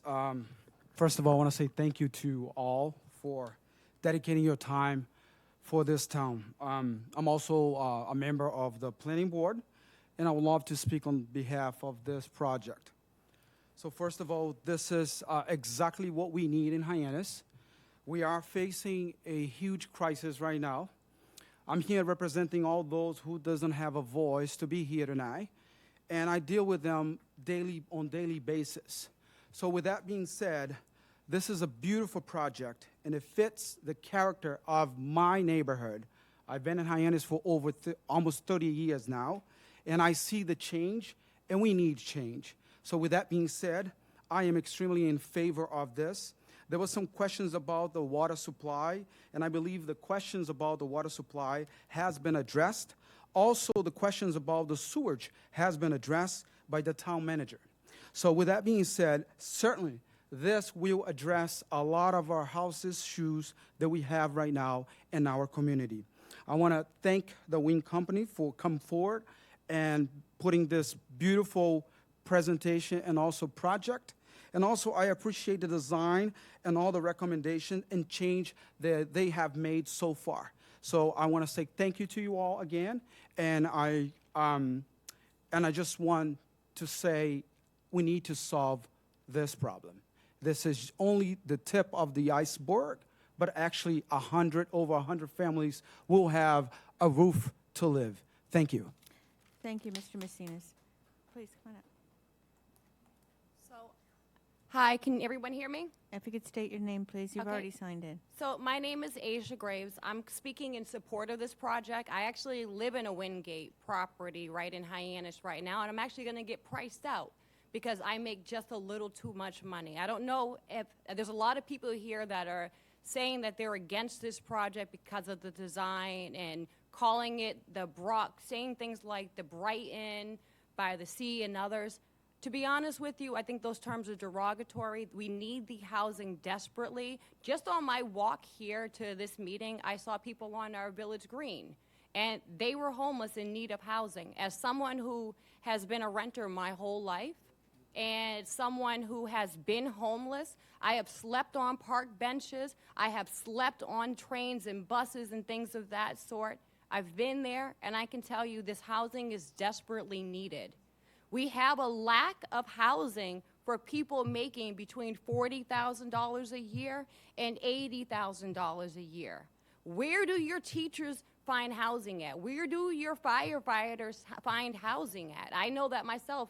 I'm looking right now, and there are very few units. There are Facebook groups dedicated to looking for housing.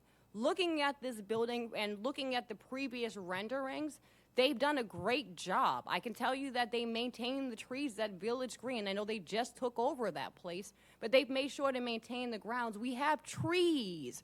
We have walking paths. We have benches. They actually also stay and maintain properties. Prior to that, it was owned by Maloney, and they've taken over, and I have faith that they're going to stay in and build more. I see that myself, and maybe I'm not going to age anyone, but many people are speaking against this project, saying it lacks the charm. The millennials and Gen Z, we want to be able to live in apartments. We don't want to have to mow lawns and grass, and most of us can't afford to buy a home here. So being able to rent here, we could have housing for those who need it the most. So please, don't back off of this project because people are here speaking against the project because they feel it lacks the design. The units are needed, and before we block projects like this, please, I don't want to have to come sleep on someone's lawn if I have no place to live. We have to make sure that there's housing for the local workforce. Having housing where we have Main Street, that will actually allow the workers who are working on Main Street to have a place that they can walk to their jobs. Many people would love that, and I believe this is a great project that maintains the effect of the Cape because of the design, but it also allows those of us who are in desperate need of workforce housing to actually get it, and I would love to be the face you think of when you think of the need for workforce housing. I'm a financial planner for a nonprofit. I don't make a lot of money, but we need this housing desperately. I will be at every single one of your meetings, just like some of these other people, but I'm going to be here supporting affordable housing for myself and those who are on the margins of society. I survived human trafficking to stand here in front of you today. So I'm not going to leave until we have affordable housing for people like me on the Cape. We're not going to be pushed out. We are your workforce. Too many people complain about businesses not having enough workers on Nextdoor and other places, how their gyms are not fully staffed and they can't get in there. The reason why these places are empty with workers, including Target, is because the workforce cannot afford to live here. So as long as your workforce has to go live in Plymouth, Carver, and Wareham and other places, we're going to have these cars on the road. So my thought is build it on Main Street so the workforce can live there and not have to drive, and take cars off of Main Street. Oops. Thank you very much, Ms. Graves. And you are welcome to any of our meetings. I'm glad to hear that you're going to come. There were other hands that were up. Would you like to come forward? And we won't forget you. If you could sign in and state your name, please.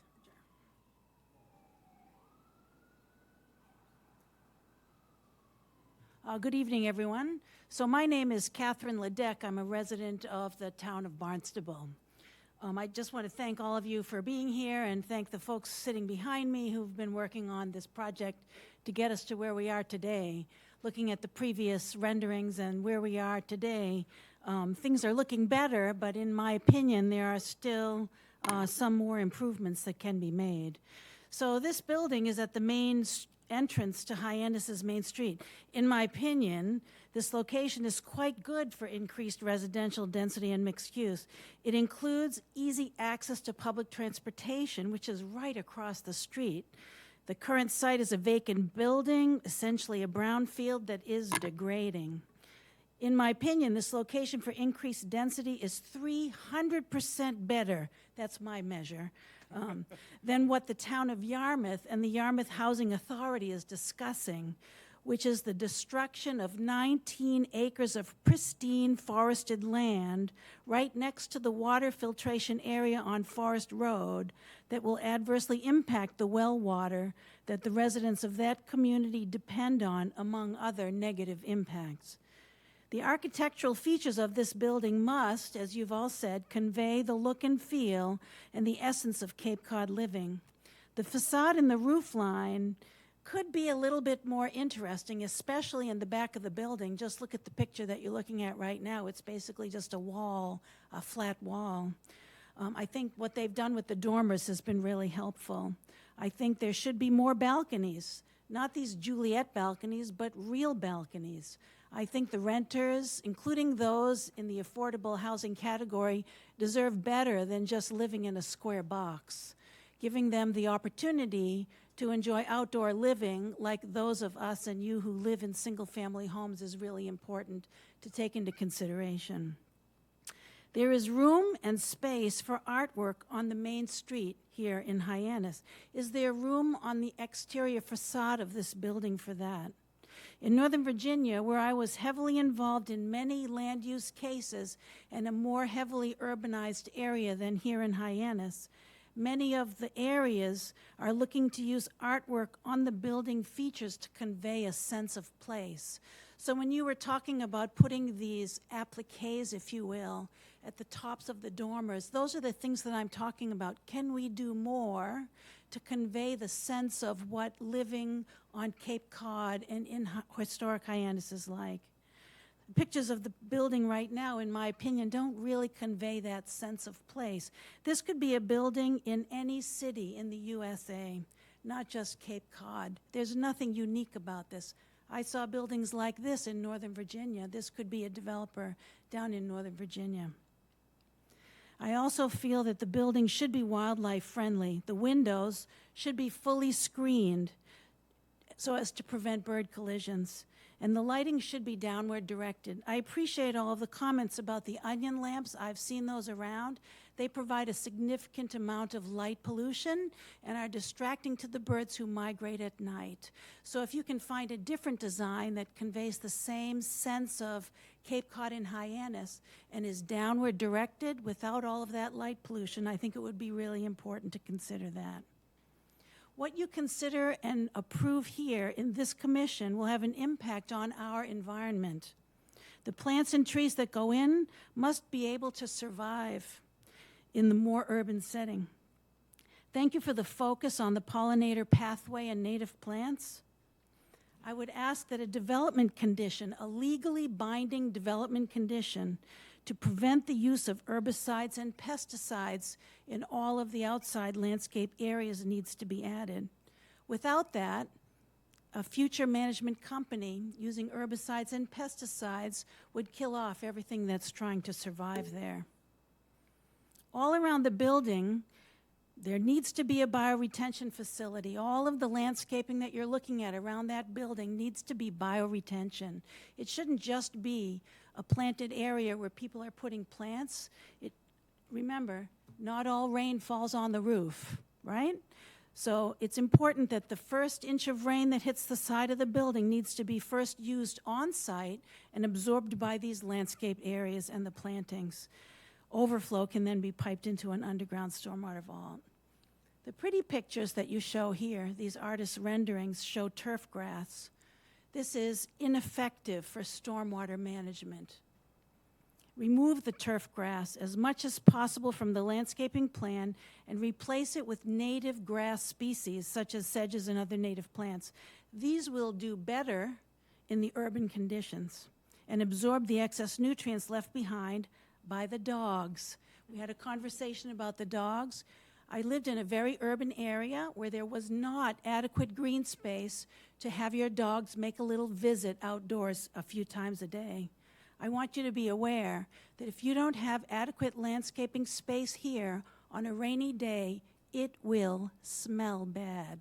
It's something very important to take into consideration. You could have as many as 50 dogs. Just imagine that. The soils need to be replaced every few years because of that. So what about the streetscape? There needs to be at least 4 to 5 feet of a landscape buffer between the sidewalk and the street. I don't really see that except in this section, which is in the back. Only with this will you have space for large native shade trees.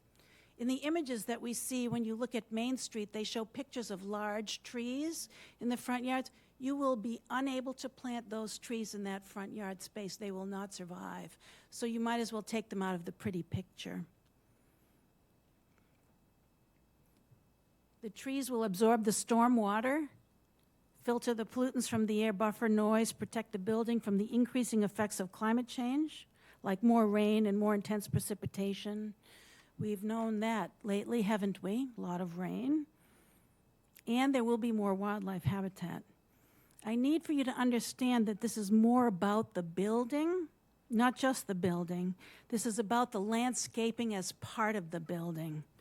All residents of our community, including those who qualify for affordable housing, deserve high-quality environmental features such as landscaping around the building and a robust treescape to support them.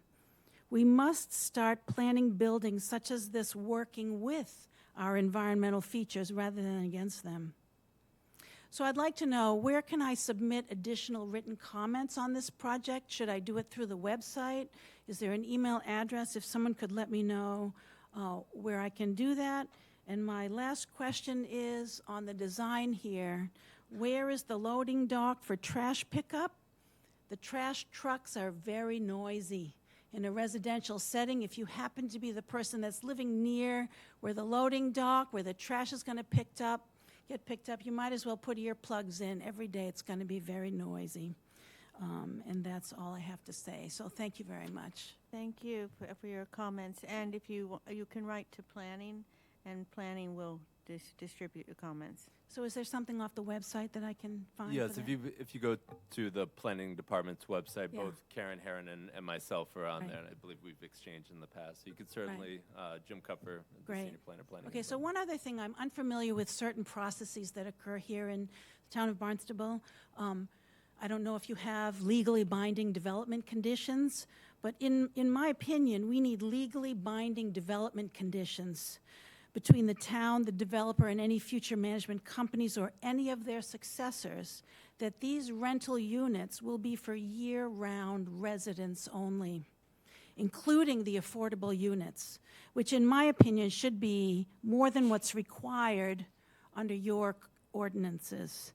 And these rentals should never be re-rented or sublet out to tourists or summer visitors using Airbnb or VRBO or any other system like that. I don't know if you have legally binding development conditions as a result of the discussions that come out of these commissions.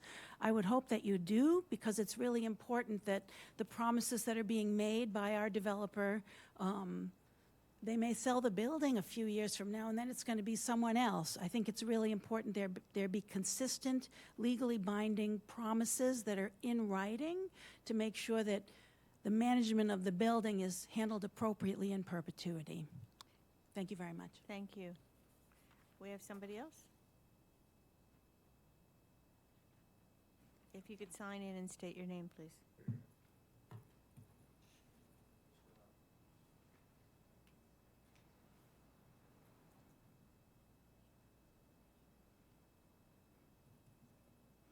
Hi, my name's Roberta Mock. I'm a Hyannis resident.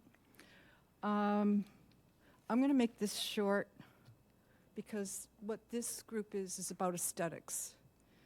And I came across this fellow who's a Lego artist, if you will, science teacher.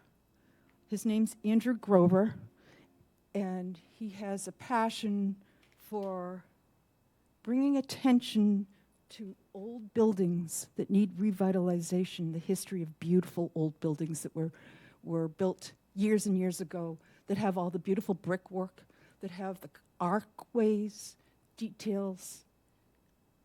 I don't know if you can make this go back to that picture. Can you show me, because I think you did a decent job on the corner. The one that shows that. Okay. That, yeah, just stay right there while I'm talking about this. Now, if Andrew Grover were here right now, he would have no interest in doing a Lego of that presentation because it really doesn't say downtown Hyannis Main Street. we are a very important street, Main Street. It brings many, many people from all over the world to see. Please, can we possibly have the grace and dignity to do really, I mean, you did a great job on the corner, but this is completely lacking, and it's a shame. I would put my face down if walking by there because it's just not meant to, that right there is not meant to be on Main Street. I used to work at that bank, CCB&T, years ago, and that would break my heart. I mean, they had marble inside the building. There was, there was attention to detail. This lacks. I'm sorry. That's where you're feeling. We need more work on this. That's why I wanted to bring that.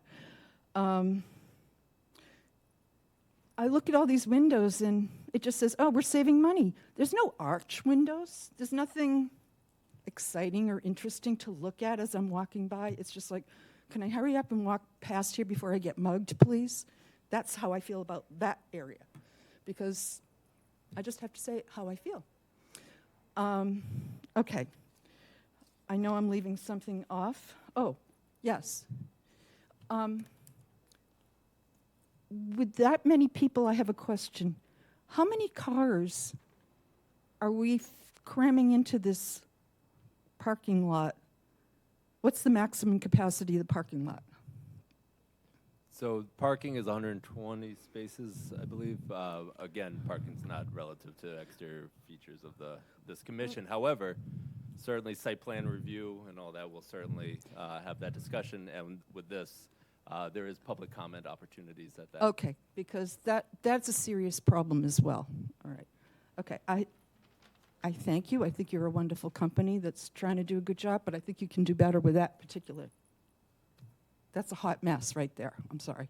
Thank you. Appreciate it. I think we have at least two more. Ms. Penn.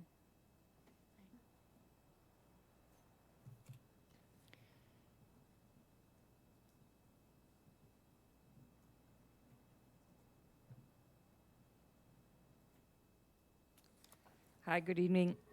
Felicia Penn, lifetime resident of Hyannis, just a couple of blocks south of here. You know, they've done good response to our first round of comments. I just want to say that when we were presented with the original consultants who were working with the community on form-based code, and we're talking about more density on Main Street and places like that, I kind of feel a little bit hoodwinked, because the representations that we were presented with at the time showed like farmhouses. You know, they all each had porches, and they probably had 6 to 8 apartments in each one, and kind of like row houses that you see in other older cities and stuff like that. But they emanated community in neighborhood, et cetera. And, or the next step up in density was what Tom was talking about quite a while ago, was the fact that there was commercial on the first floor and 2 to 3 stories of living and apartments above that, with a promise that the 4th story, if there was a 4th story, was going to be set back at least 8 feet so that there weren't shadow issues, et cetera, et cetera. And the idea of that also was that if you have commercial on the 1st story, then you have shared parking going on, where technically speaking, the residents are gone during the day or portions of the day and night, depending on when they work and where they work. And commercial parking probably doesn't exist overnight 24 hours, and so you have shared spaces. Here we don't have any of that. We don't have the porches. We don't have the neighborhood feel. This doesn't look like neighborhood to me.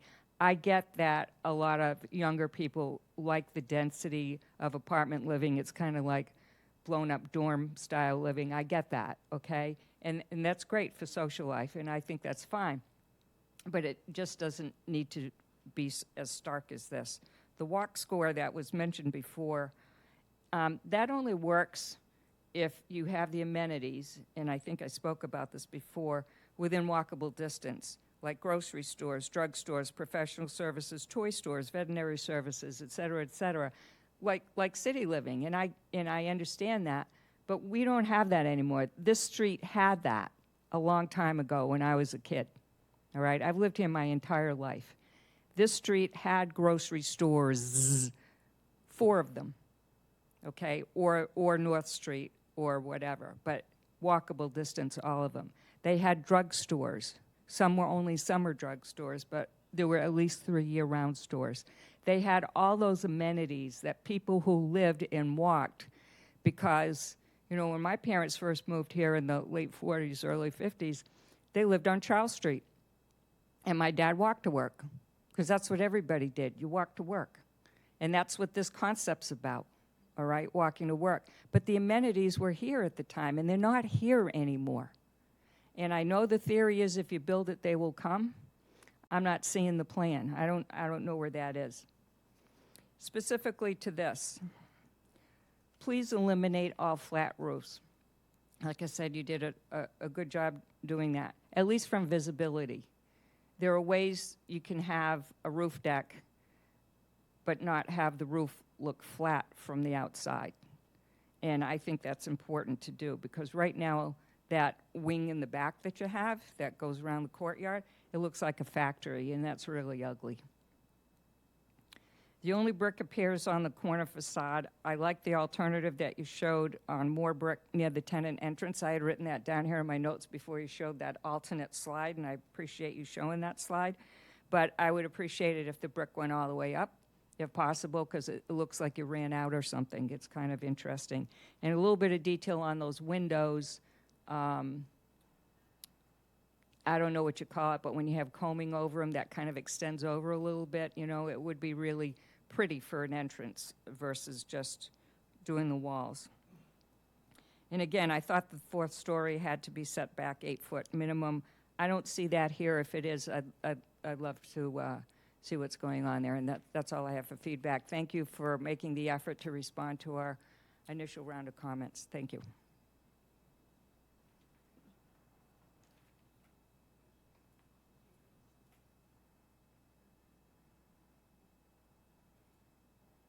My name is William Headley Smith.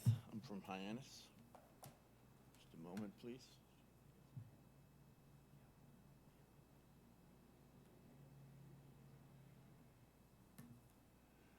I just first of all like to sincerely appreciate you guys for taking care of my town that I've been a member of for 62 years. I don't want to tell everybody that.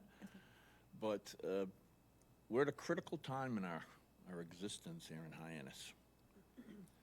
I think sometimes being a Cape Codder myself, they say, when I go different places, how come you're so laid back? I said, because I come from Cape Cod, you can go anywhere and you're in the ocean. We live in a particularly beautiful spot. The problem that I'm having is not to be critical of anybody, to point out some stuff that I don't think is being discussed. It's very important for you to think about before anything comes to a conclusion.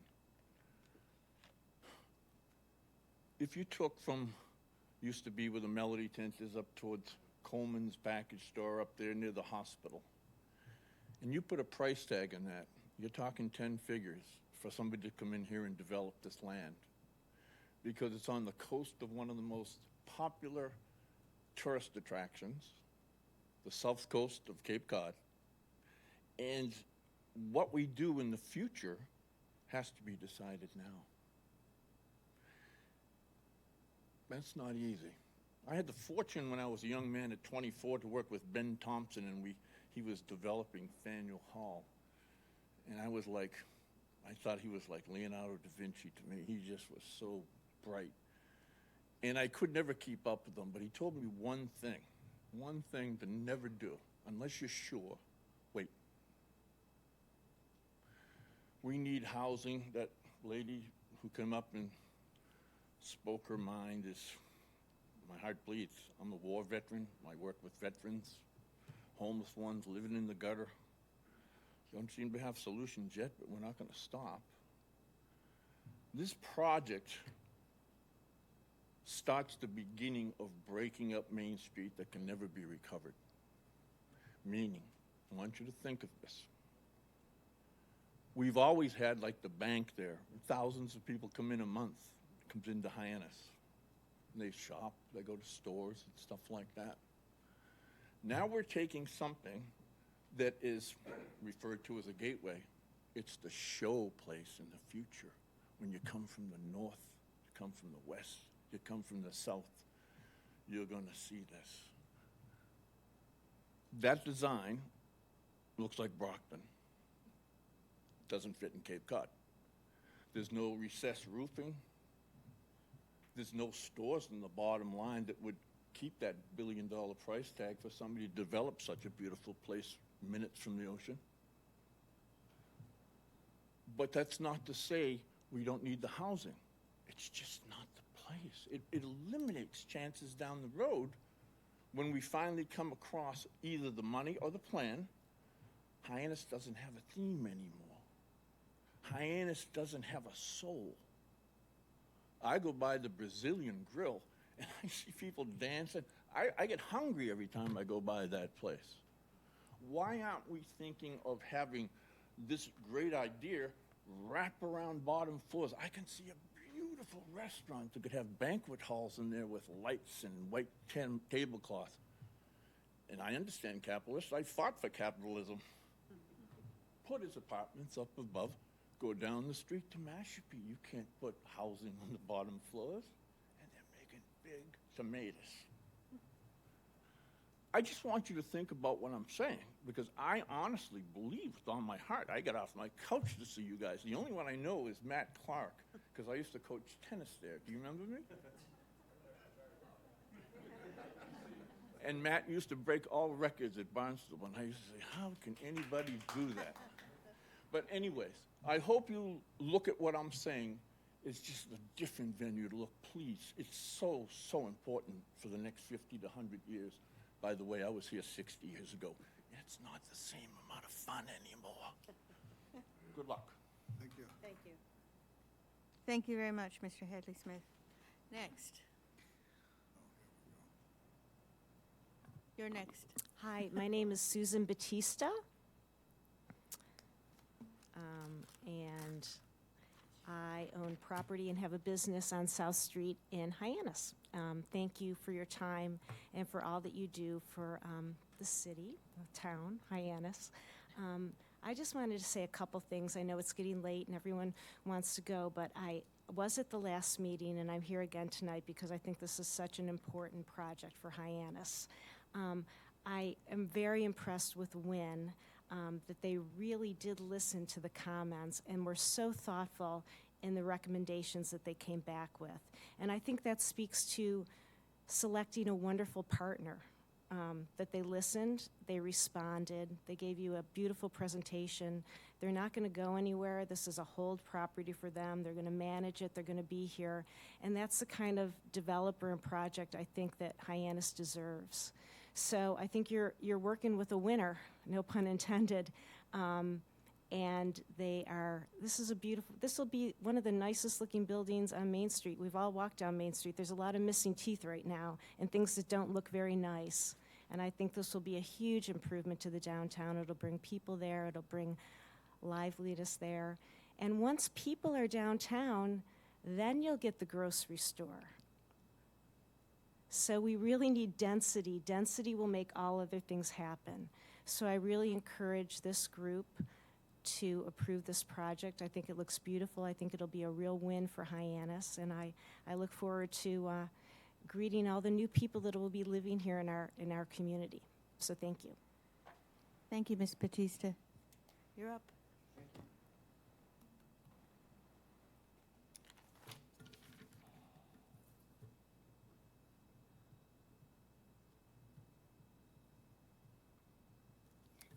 Good evening. Excuse me. My name's Harry Baker. I live at 190 Old Colony Road, just down the block. The project is, just so you know, I do redevelopment plans. I've done the redevelopment plan for Daytona Beach, Florida, and many other cities. What I find interesting right out of the box is, while you're talking about palettes and about what the look should be, there's no defined palette for Main Street whatsoever. That you should have, there should be a plan already in place that says, okay, we have a 4-story building or a 3-story building or whatever it is, but these are the colors we want to use, these are the windows we want to use, these are the sconces we want to use, these are the roof lines we want to use. Because what's going to happen is this group's going to come in. Then the hotel was just sold to a developer down by High School Road. They're going to come in, and you're going to start with them, and it's all going to be different.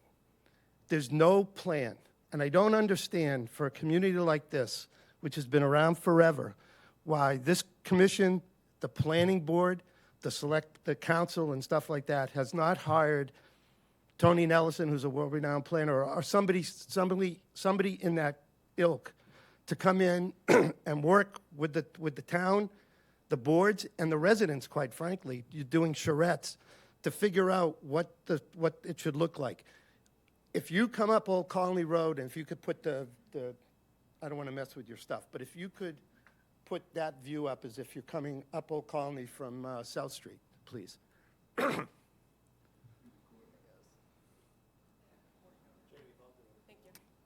Oh, no, not that one. Coming the other way. That's looking towards the ocean. I want to see it. That one, please. If you look at this view and you're coming from ocean and you're coming, you leave the waterfront and you come up, you see a wall. It's a straight wall. No setbacks whatsoever. I mean, that's what the residents here are going to see. That's what everybody else is going to see. It's a solid wall. There should be setbacks on every floor. So, and if it had ground floor retail, which it should have, and I respect the fact that maybe it didn't, the planning board didn't do that, which to me is foolish, because the entrance to Hyannis is at that corner, right? When you come in past Ace Hardware and you come in, they've taken all that greenery and made this little nothing, quite frankly. That should be the grand entrance into Hyannis. It should say, you're in Hyannis, you want to be here, this is the place to be. And it doesn't do anything for the downtown area whatsoever. If I was a merchant on downtown, they should be here tonight. They should be furious what's going on, because you have no place. It doesn't give you a place. It doesn't say that you're in Hyannis. It doesn't say anything other than the fact that there's a wall and I have an apartment building. And I think that from 48 years of doing this kind of work, site plans, traffic, I mean, somebody asked about the traffic, so I'll tell you. It's going to generate 70 trips in the morning, 72 in the afternoon. I assume they did a traffic study to show what's going to be, I'm assuming.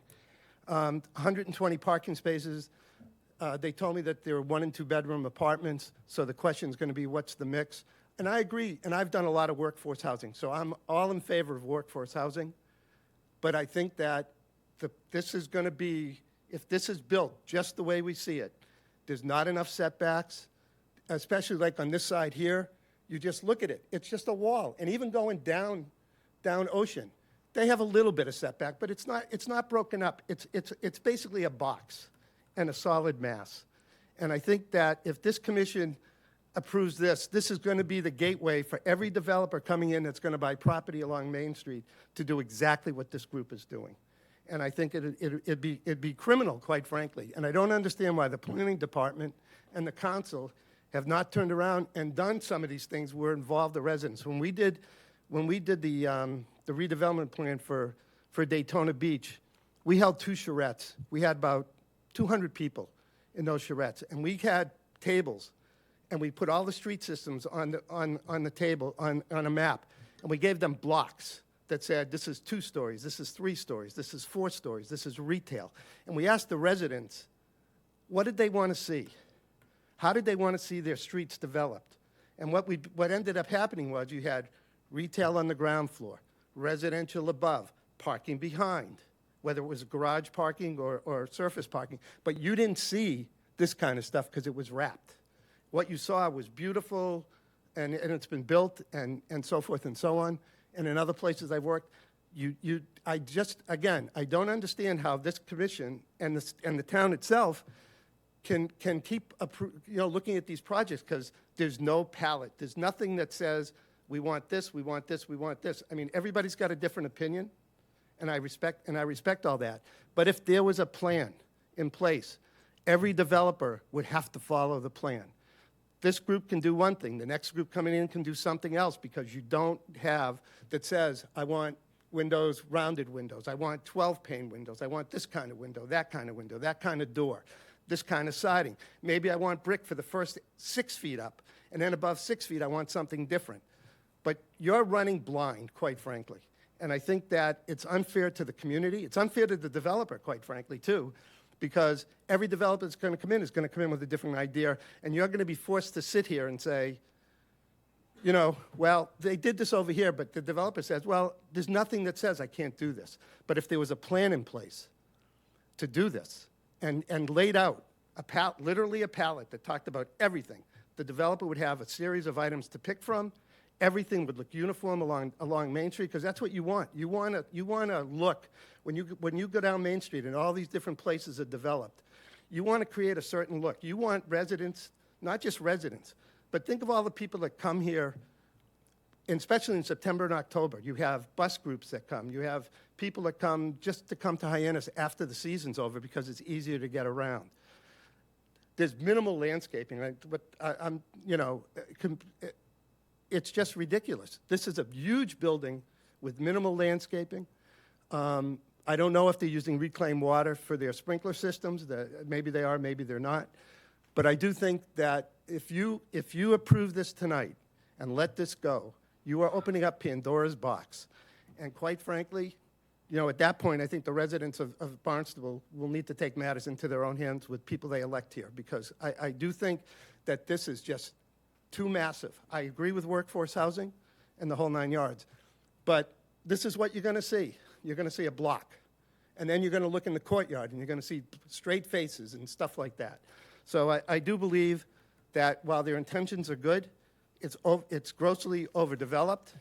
You want to go 4 stories, then everything gets set back. In Union Township, we did a Main Street very similar to this. And we had to sit with the township and work with architects with the town and the townspeople to develop the palette and the game plan of how the blocks were developed. Every floor was set back. So not just one floor, every floor. So by the time you got to the top floor, they might have been 10 or 12 feet back from the street because of shadows and other issues, because you don't want a block. You don't want a solid face going straight up. So I thank you for your time, and I appreciate it, and I hope you'll at least consider what I have said and the other residents have said. Thank you very much. Thank you for your comments, Mr. Baker. I will let you know that you say there's no palette. We do have guidelines and ordinances, and there's some flexibility within it, and there has been a recent zoning change. The public can get access to those, can they not? Yes, yeah, the zoning and design guidelines are all on the planning and development website, and there was about a 4-year process in establishing those with the public. Thank you. And we're not elected, we're appointed by the county. Okay, right. Okay. But you're appointed by the elected officials. Fair comment. I guess that's the point I'm trying to make. Thank you very much, Mr. Baker. Anyone else?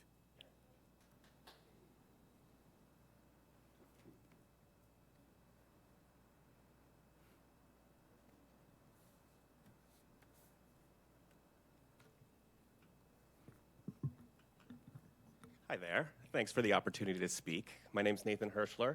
I'm the owner of 296 through 302 Main Street, directly across the street from this building. I was very pleased to see during the presentation today that the shadow is not going to hit my building, and I'll still get some morning sunshine.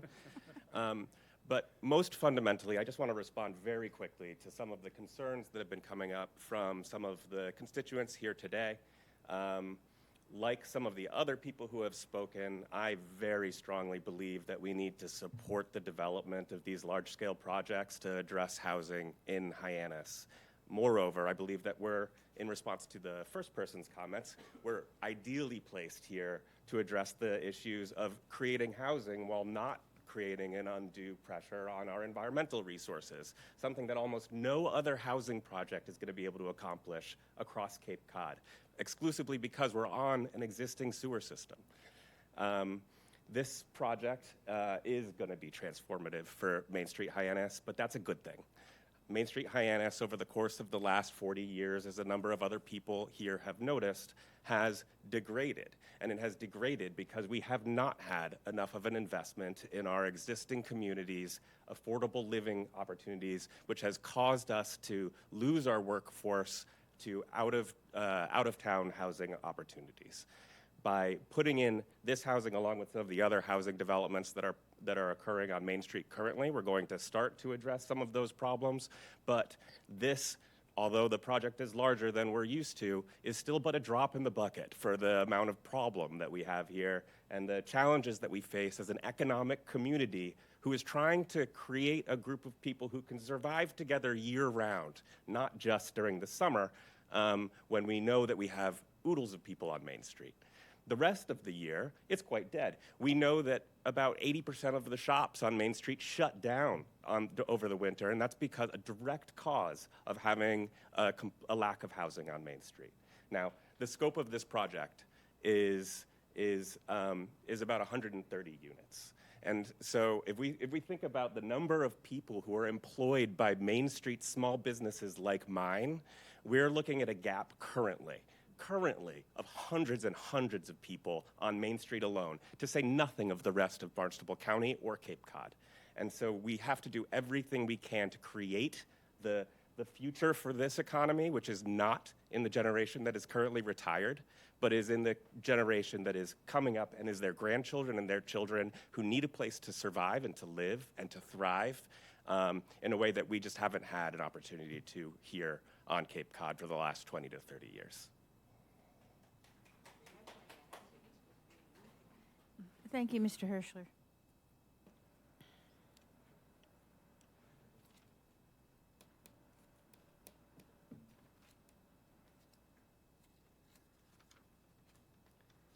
Good evening. I'm Kristen Turkelson, resident of the town of Barnstable. Just a few comments, and I'm just wondering if anyone has thought about, I'm very sensitive to light. I love light.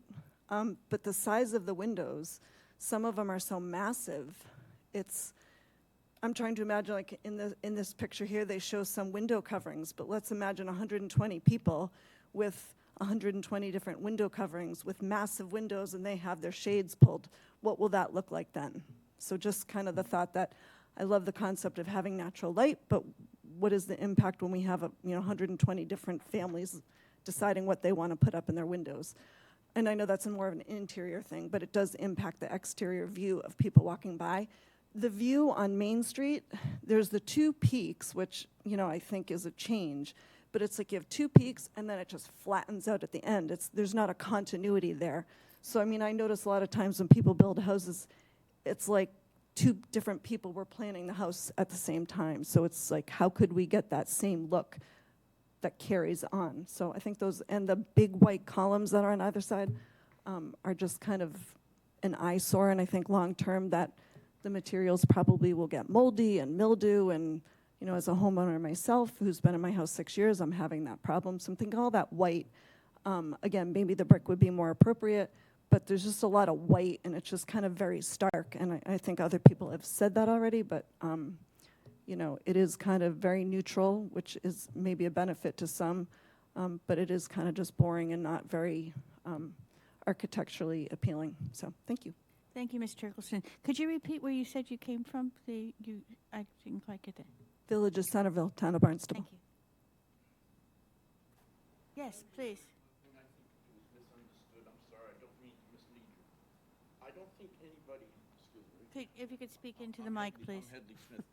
I don't think anybody caught the fact that if that building becomes private residence, which it will be, to people who own it, like the wind company, all the rents and everything go to them. Okay? Think of this. Since 1899, that used to be the Hyannis house. Residents went in there, they lounged, they did stuff like that. What I meant by taking things off of Main Street, we can't go in there anymore if this happens. It's private property. It's always been something that gave back to the people to go to. It was the Iona house, and then it became banks and stuff like that. But once we start selling properties to individuals, they don't have to put a downstairs retail. I don't think it's much to ask to say, well, go 2 stories above that for your houses.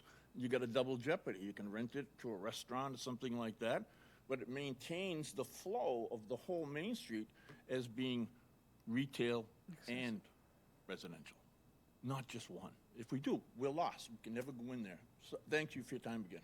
Thank you again. Anyone else? Yes. You could sign in and state your name, please. Hi, it's Eric Schwab. I live in Hyannis. So how many of you know why Filene's left Main Street? Do you know why Filene's left Main Street? They went up to the mall in the 1970s. The mall. Parking. It did go up to the mall, yeah. There was no parking on Main Street sufficient to sustain a retail environment. So Muger lured Filene's up to the mall, which used to be Storytime, I think. And slowly but surely, all of Main Street collapsed. Okay, because there was not enough volume of people coming and going into the stores. Can you see that? What's missing on that picture? Cars. You can't get a parking place on Main Street today.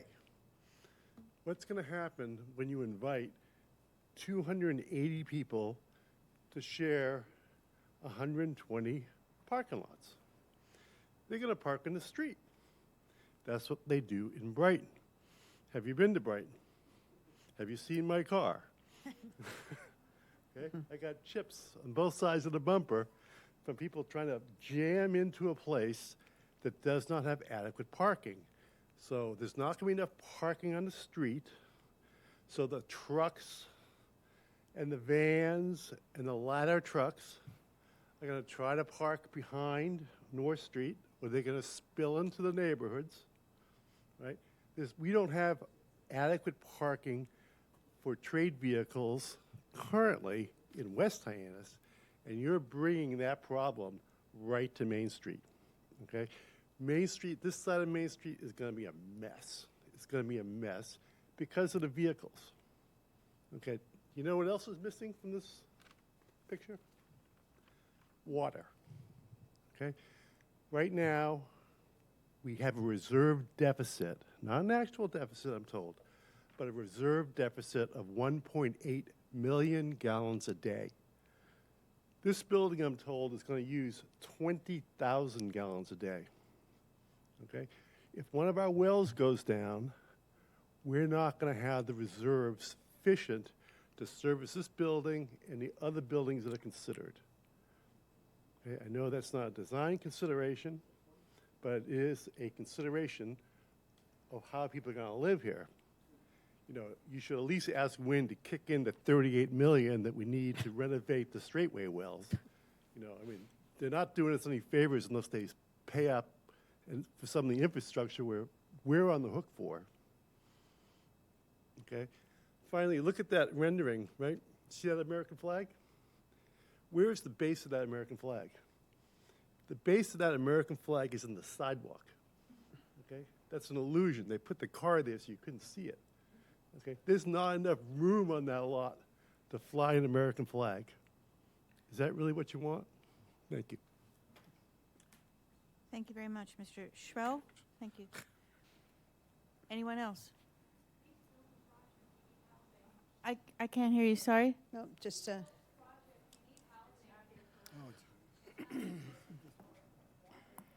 I understand. Any others for public comment?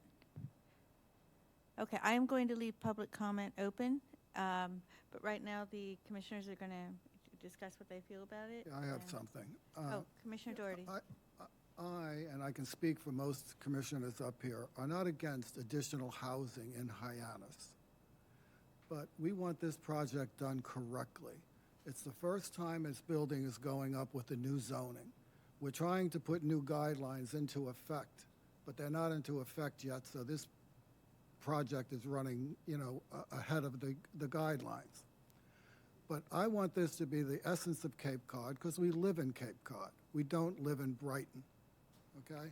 I think the project is too big for the property. We don't need 120 units on the little corner. You got 89 units going up the street, okay? You don't need 120 on that corner. There are going to be a lot of other projects, you know, in Hyannis to get additional people to work in your stores. I understand your concerns, but as store owners, but we have to do this project right, and this project is not right yet.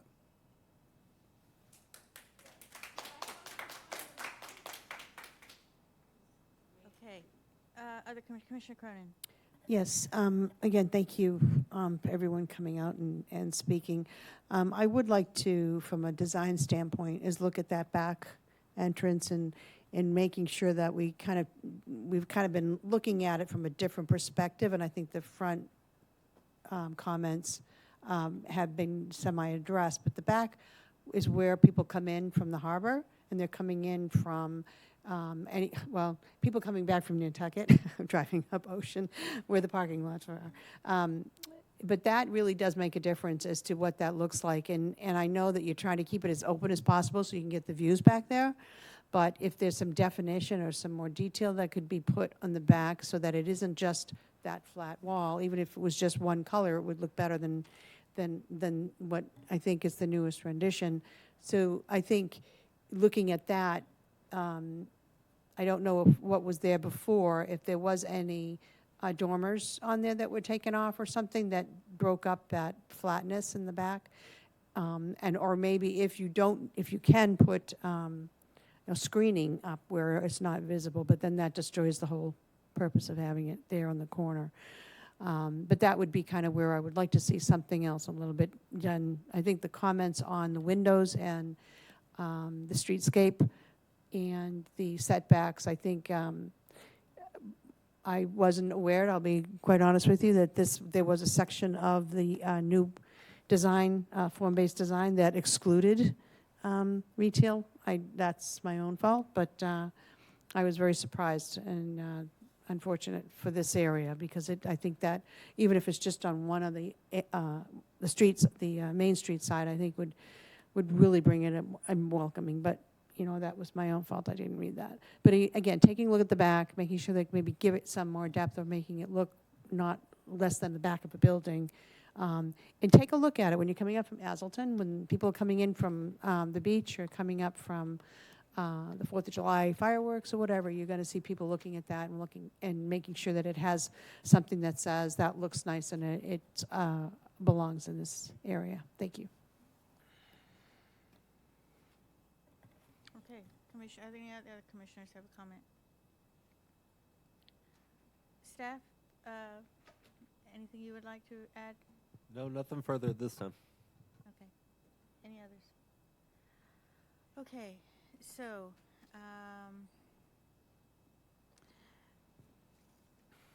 what I've been scribbling down notes a lot here. Oh, sorry. Okay, thank you. Can you hear me all right now? Mm-hmm. Okay, so I've been scribbling down notes here and a lot of the things that have been brought up. I will say that I just want to point out that with our purview, some of the things that have been brought up last time and this time, which are very pertinent, and I'm glad that they were talked about, but we don't have purview on the school buses, the play area, sewerage, water, we do kind of with the grass. Loading dock, I believe you can address that and say where that is. I'm sure you have addressed it. It just wasn't stated. The other thing is, there are things brought up about sublets. I agree with that. It should be addressed, but again, that's not in our purview. I think a lot of very pertinent things have been brought up. Again, we deal with the aesthetics. A lot of people have talked, again, about the setbacks, and they've talked about a solid wall, a box, solid mass, Pandora's box. But I know that last time the WIN individuals, who we very much appreciate, really listened to what the things that were said, and you did address those things. I think these are just more clarifications. I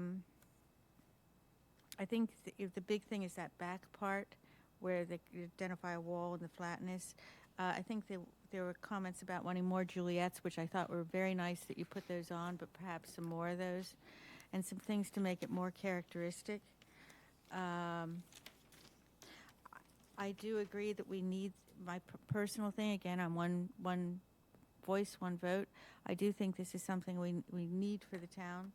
I just think I also strongly agree we want to try to get it right because it is kind of setting the path for the future. I think you've done a spectacular job, all of you. I think I keep saying to Jim, we ought to find a way to get the word tweak into our ordinances, but how do the other commissioners feel? I think that it's come a long, long way. It really has. I agree. The thing that bothers me is we send them back, do these things, they come back. Well, I don't like that window. I don't like that. I would hate this to drag and drag and drag. So if we are saying to them, here are the main things we want changed. We want more character in the back to match what you have in the front. We want more brick on the front, on the sides there to make that work. If we're giving them some things and they come back to us with it, I'm just hoping we can kind of, get it moving. That's the only thing. Just get it moving along. I agree. I'd like to, and just one moment, I agree with you. I think we do want to move on, but we don't want to just approve it and deal with these things. I think it's probably worth one more continuation and to try to address some of these things, because you worked on it so hard and did so much, but more has come to light. And Thank you you. just state your name. Appreciate those comments. Robert Brennan, attorney for Wind Development, and thank you, Commissioner Matthews, for that. And that remains, and certainly was the goal, when coming in tonight. If I could suggest, one thing for consideration to see if the commission would entertain would be a conditional approval identifying, those specific items that you're looking for revision. I think certainly we have for months before even filing this, worked with the planning department, staff to refine the project along the way. So I wanted to, to suggest that, to see if that was something that, if the commission could identify for us, the 2 or 3 things that was looking to have further refined, and allow us a conditional approval to refine those with staff, and then, for final presentation back to the commission. So you're not asking for approval on condition that you address them, but just No, we are. We're asking, asking for an approval. Approval. But I personally think we're heading towards an approval, but I do think there's a number of things we need to address first. That's my personal opinion. I think, like I said, you've worked really hard on it, but I think my personal opinion is that we have an obligation to get it right, and I think we're just about there. I understand. I don't know how the other commissioners feel about that. I would agree. I think that there's enough that we can define, but I'm agreeing with Commissioner Matthews that we can't just keep coming back, 5 more, 5 more, 5 more. I think we've narrowed it down to what I think is workable, and I would like to see that being done one more time, but I think we all have to agree whether more brick or no more brick. I don't know that we all agree with some of that things, but I think we could come back with that definition of what needs to be done, because I do think that it is almost there, understanding where we are now. But I think the points that are brought up that are kind of in line with our purview too is, we want to get this right. We want to make sure that it's done right for you and it's done right for the residents, and that we make sure that we don't set a precedent that we're going to regret down the way. And that idea of a vision, if you will, for downtown Hyannis, I thought we were working on it, but I think that I missed a boat on a bunch of those areas. So I think maybe that's an opportunity to revisit. That's not you guys, but I think we're almost there. But I would like to suggest a continuance. Yeah, thank you. Before we do the continuance, I would personally like, and again, I'm one voice, so how do the others feel, that we identify those areas? Yes. Is that all right? I think that's what we have to do. Yes. And I don't know if you've been following along, and I don't mean to be rude by saying you haven't been, but I hope you've been just writing down these main things we've been talking about, and I know the chair has as well. We can repeat them, so that way you know here are the X things we're looking at. That, Madam Chair, you're a mind reader on top of everything else. So that, What that I was will do is state them tonight, but with your permission, you don't want my scribble, believe me, and my shorthand, but I'll write them out, send them to Jim, and then if that's okay with everybody. But the things I've just mentioned, and with respect, I'm not going to put They can't buses hear in you. play. I'm not going to put buses in play area on there as much as I agree with them. And we have already confirmed, have we not, Jim, that these do meet guidelines with zoning, the new zoning and everything. That's my understanding. Correct. It's gone through informal review with the building commissioner and currently meets zoning. Yes. That's what I thought. Okay, I just wanted to verify that. So the things we had, and by the way, I like the idea of the string lights, and I hope they're going to match the color of all the others on the street. So okay, so the brick, some of it to break up. The back area, and I'll see. Listen to me, because if I've missed anything, say the back area where they say it's a flat wall. To that, I would say also more Juliet balconies, because you only have one section there. When I was looking at that, you have, because you don't want to put them all over, and you can't put them all over, but you have them just on the one side in the back. But then it's like you have sections, so maybe every other section or every third section, and then that balances out. That's my personal opinion. I already said the onion lights. Also on that main stretch, something where, which was identified as being very plain, try to also bring brick in on that. What I was thinking is where you have those white columns that go up, the white sections with the windows, in order to be more cost effective, and again, it's just a thought, is to have a brick section above, between the floor's windows on one or two places, because that'll soften it. I already mentioned, and somebody else mentioned artwork, some sort of, because you already have the circular theme that I think everybody here commented is really liking, the clock. Maybe something circular on the top picks on some of them, that'll break it up, soften it. The setbacks, I think many people commented on that. So, and I think Felicia might be right that that top is supposed to have, I thought it was 7 feet, but whatever plan. So, and that is a zoning provision. Yes, that was reviewed. Yes. So, so it's really, everybody's talked about the solid wall, and let's see, what else have I missed, if anything? Have I missed anything else, anyone? I think those are the main things. I'm sorry, could you speak up? No, that's a public. You don't want the public. Oh, did you say plantings? You don't want the public involved. Okay. Well, we've already said that, the part that's on Main Street. I mean, like, what do you call those stone things that go under a window? Something that makes the windows look more like downtown Hyannis. You're here, and something looks historical about this building. It just looks too dull. Maybe more trim around the windows or shutters. And we took down everyone's comments, not just from the commissioners. So these are all things that we heard and we've written down already, and it's probably not productive to have all the public comments shouted out again. I understand. So I think maybe what's being mentioned there is something like window boxes. I think it is my personal opinion that this has an opportunity to be, it's a gateway in more than one way. It's not only a gateway to downtown Hyannis, but it's a gateway to further development and defining that character for downtown Hyannis. That's my personal opinion. Commissioner Cronin.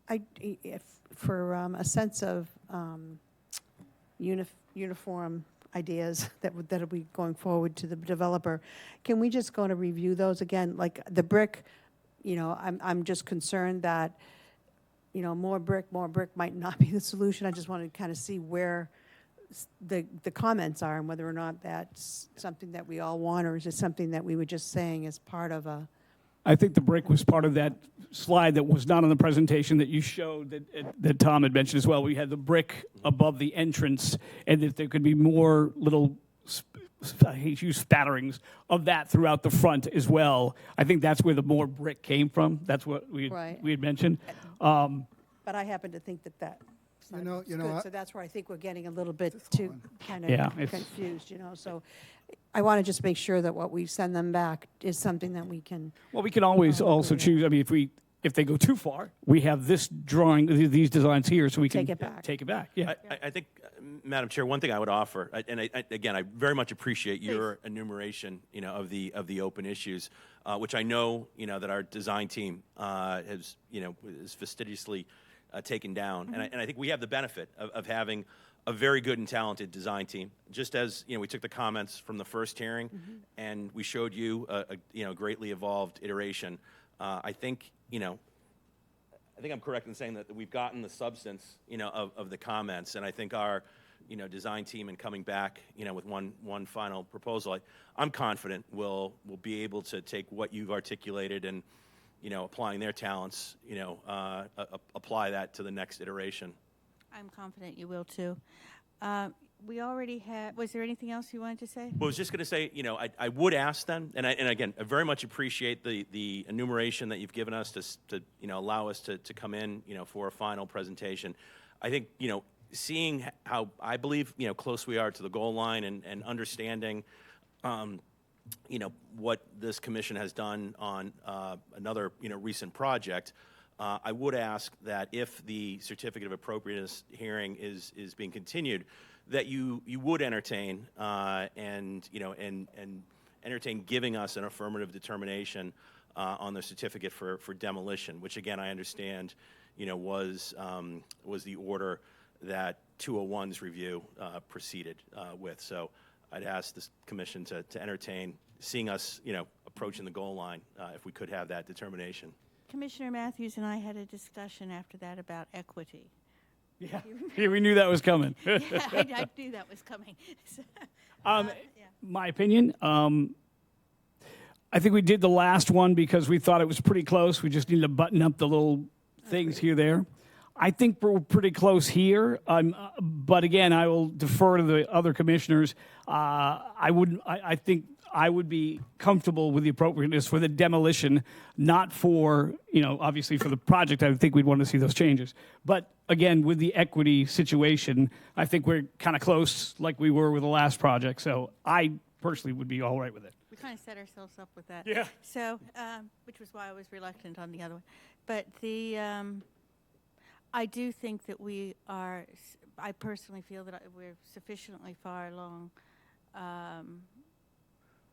to go with that, but I am one voice. I would like to hear the opinions of the other commissioners. I kind of disagree with the commissioner. I don't think right. we can give you a list of things right now, but I'm not an architect. Nobody, there's one architect on this board.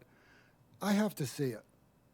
I have to see the final draft to see what it looks like. I'm not saying I'm right. You guys are the architect. I'm telling you, I needed more of the essence of Cape Cod. I want it warmer. I want brick. You want the trims. I want it smaller.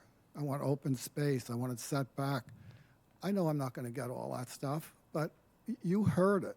But I have to see it on paper before I can say, yes, this is what I want. And I just don't have that insight until I actually see it. You've heard all the comments.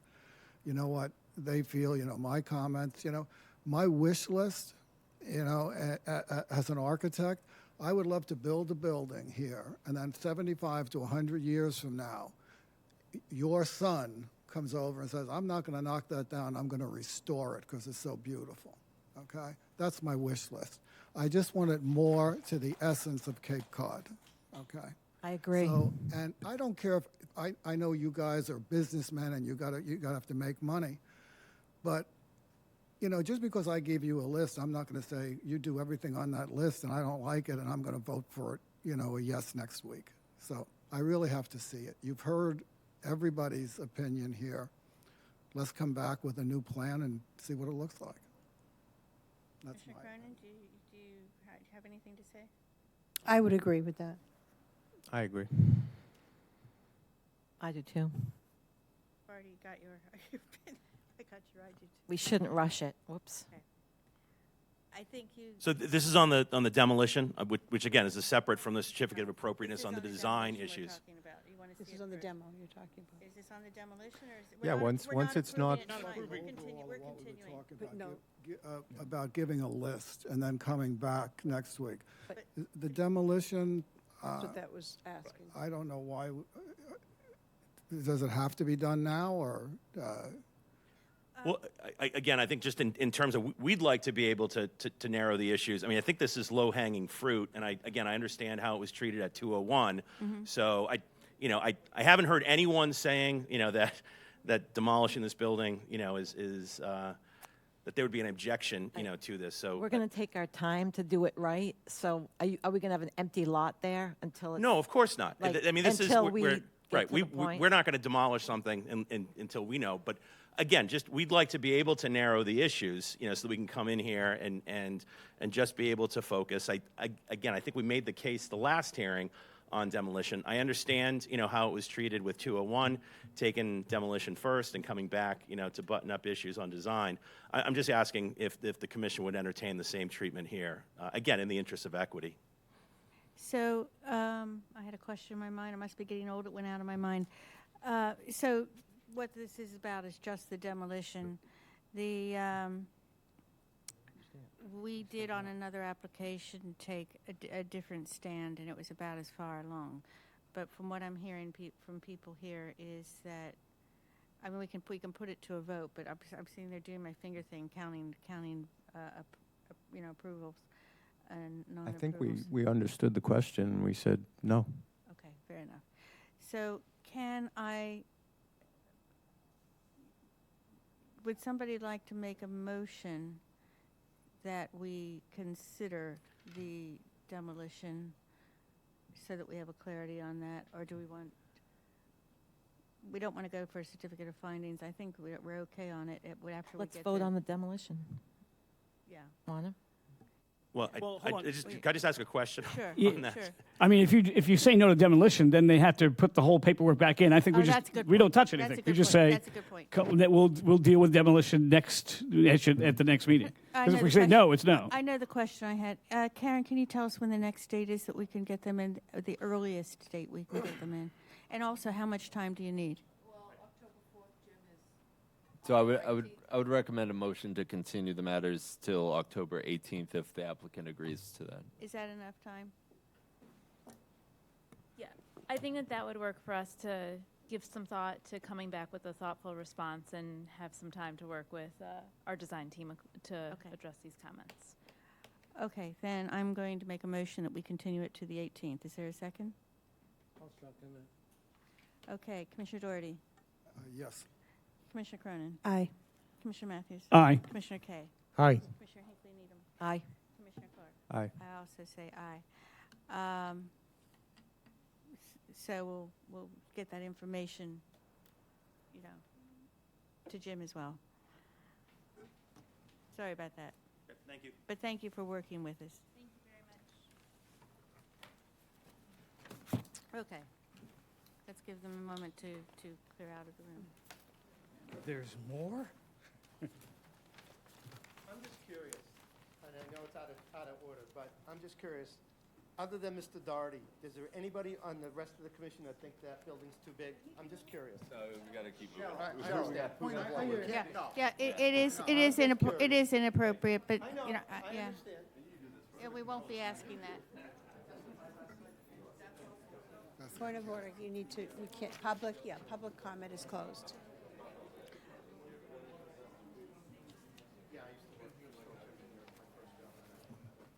And Town Councilor Menzies, thank you for pointing that out.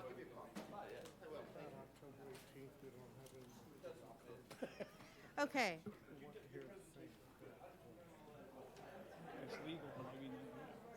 There's no matters not reasonably anticipated. So, approval of August 30th minutes. Anyone want to make a motion to approve them?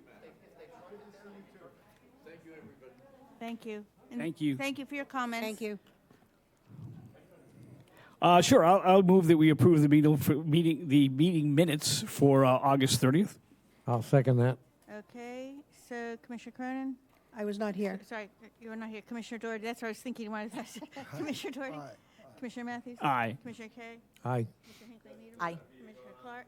Aye. I also say aye. Those are approved. Approval of September 6th. Excuse me, if we could take it out into the hallway, please? Thank you. Thank you. Time to milk the Okay, cows. approval of September 6th, 2023 draft minutes. Chair, while we're at it, let's go ahead and I submit we approve the draft minutes for the September 6th meeting. Second. Seconded. Commissioner Hinckley-Needham? Aye. Commissioner Clark? Aye. Commissioner Doherty? Aye. Commissioner Cronin, were you Aye, there? You I were was there. Commissioner Matthews? Aye. Commissioner Kay? Aye. I also say aye.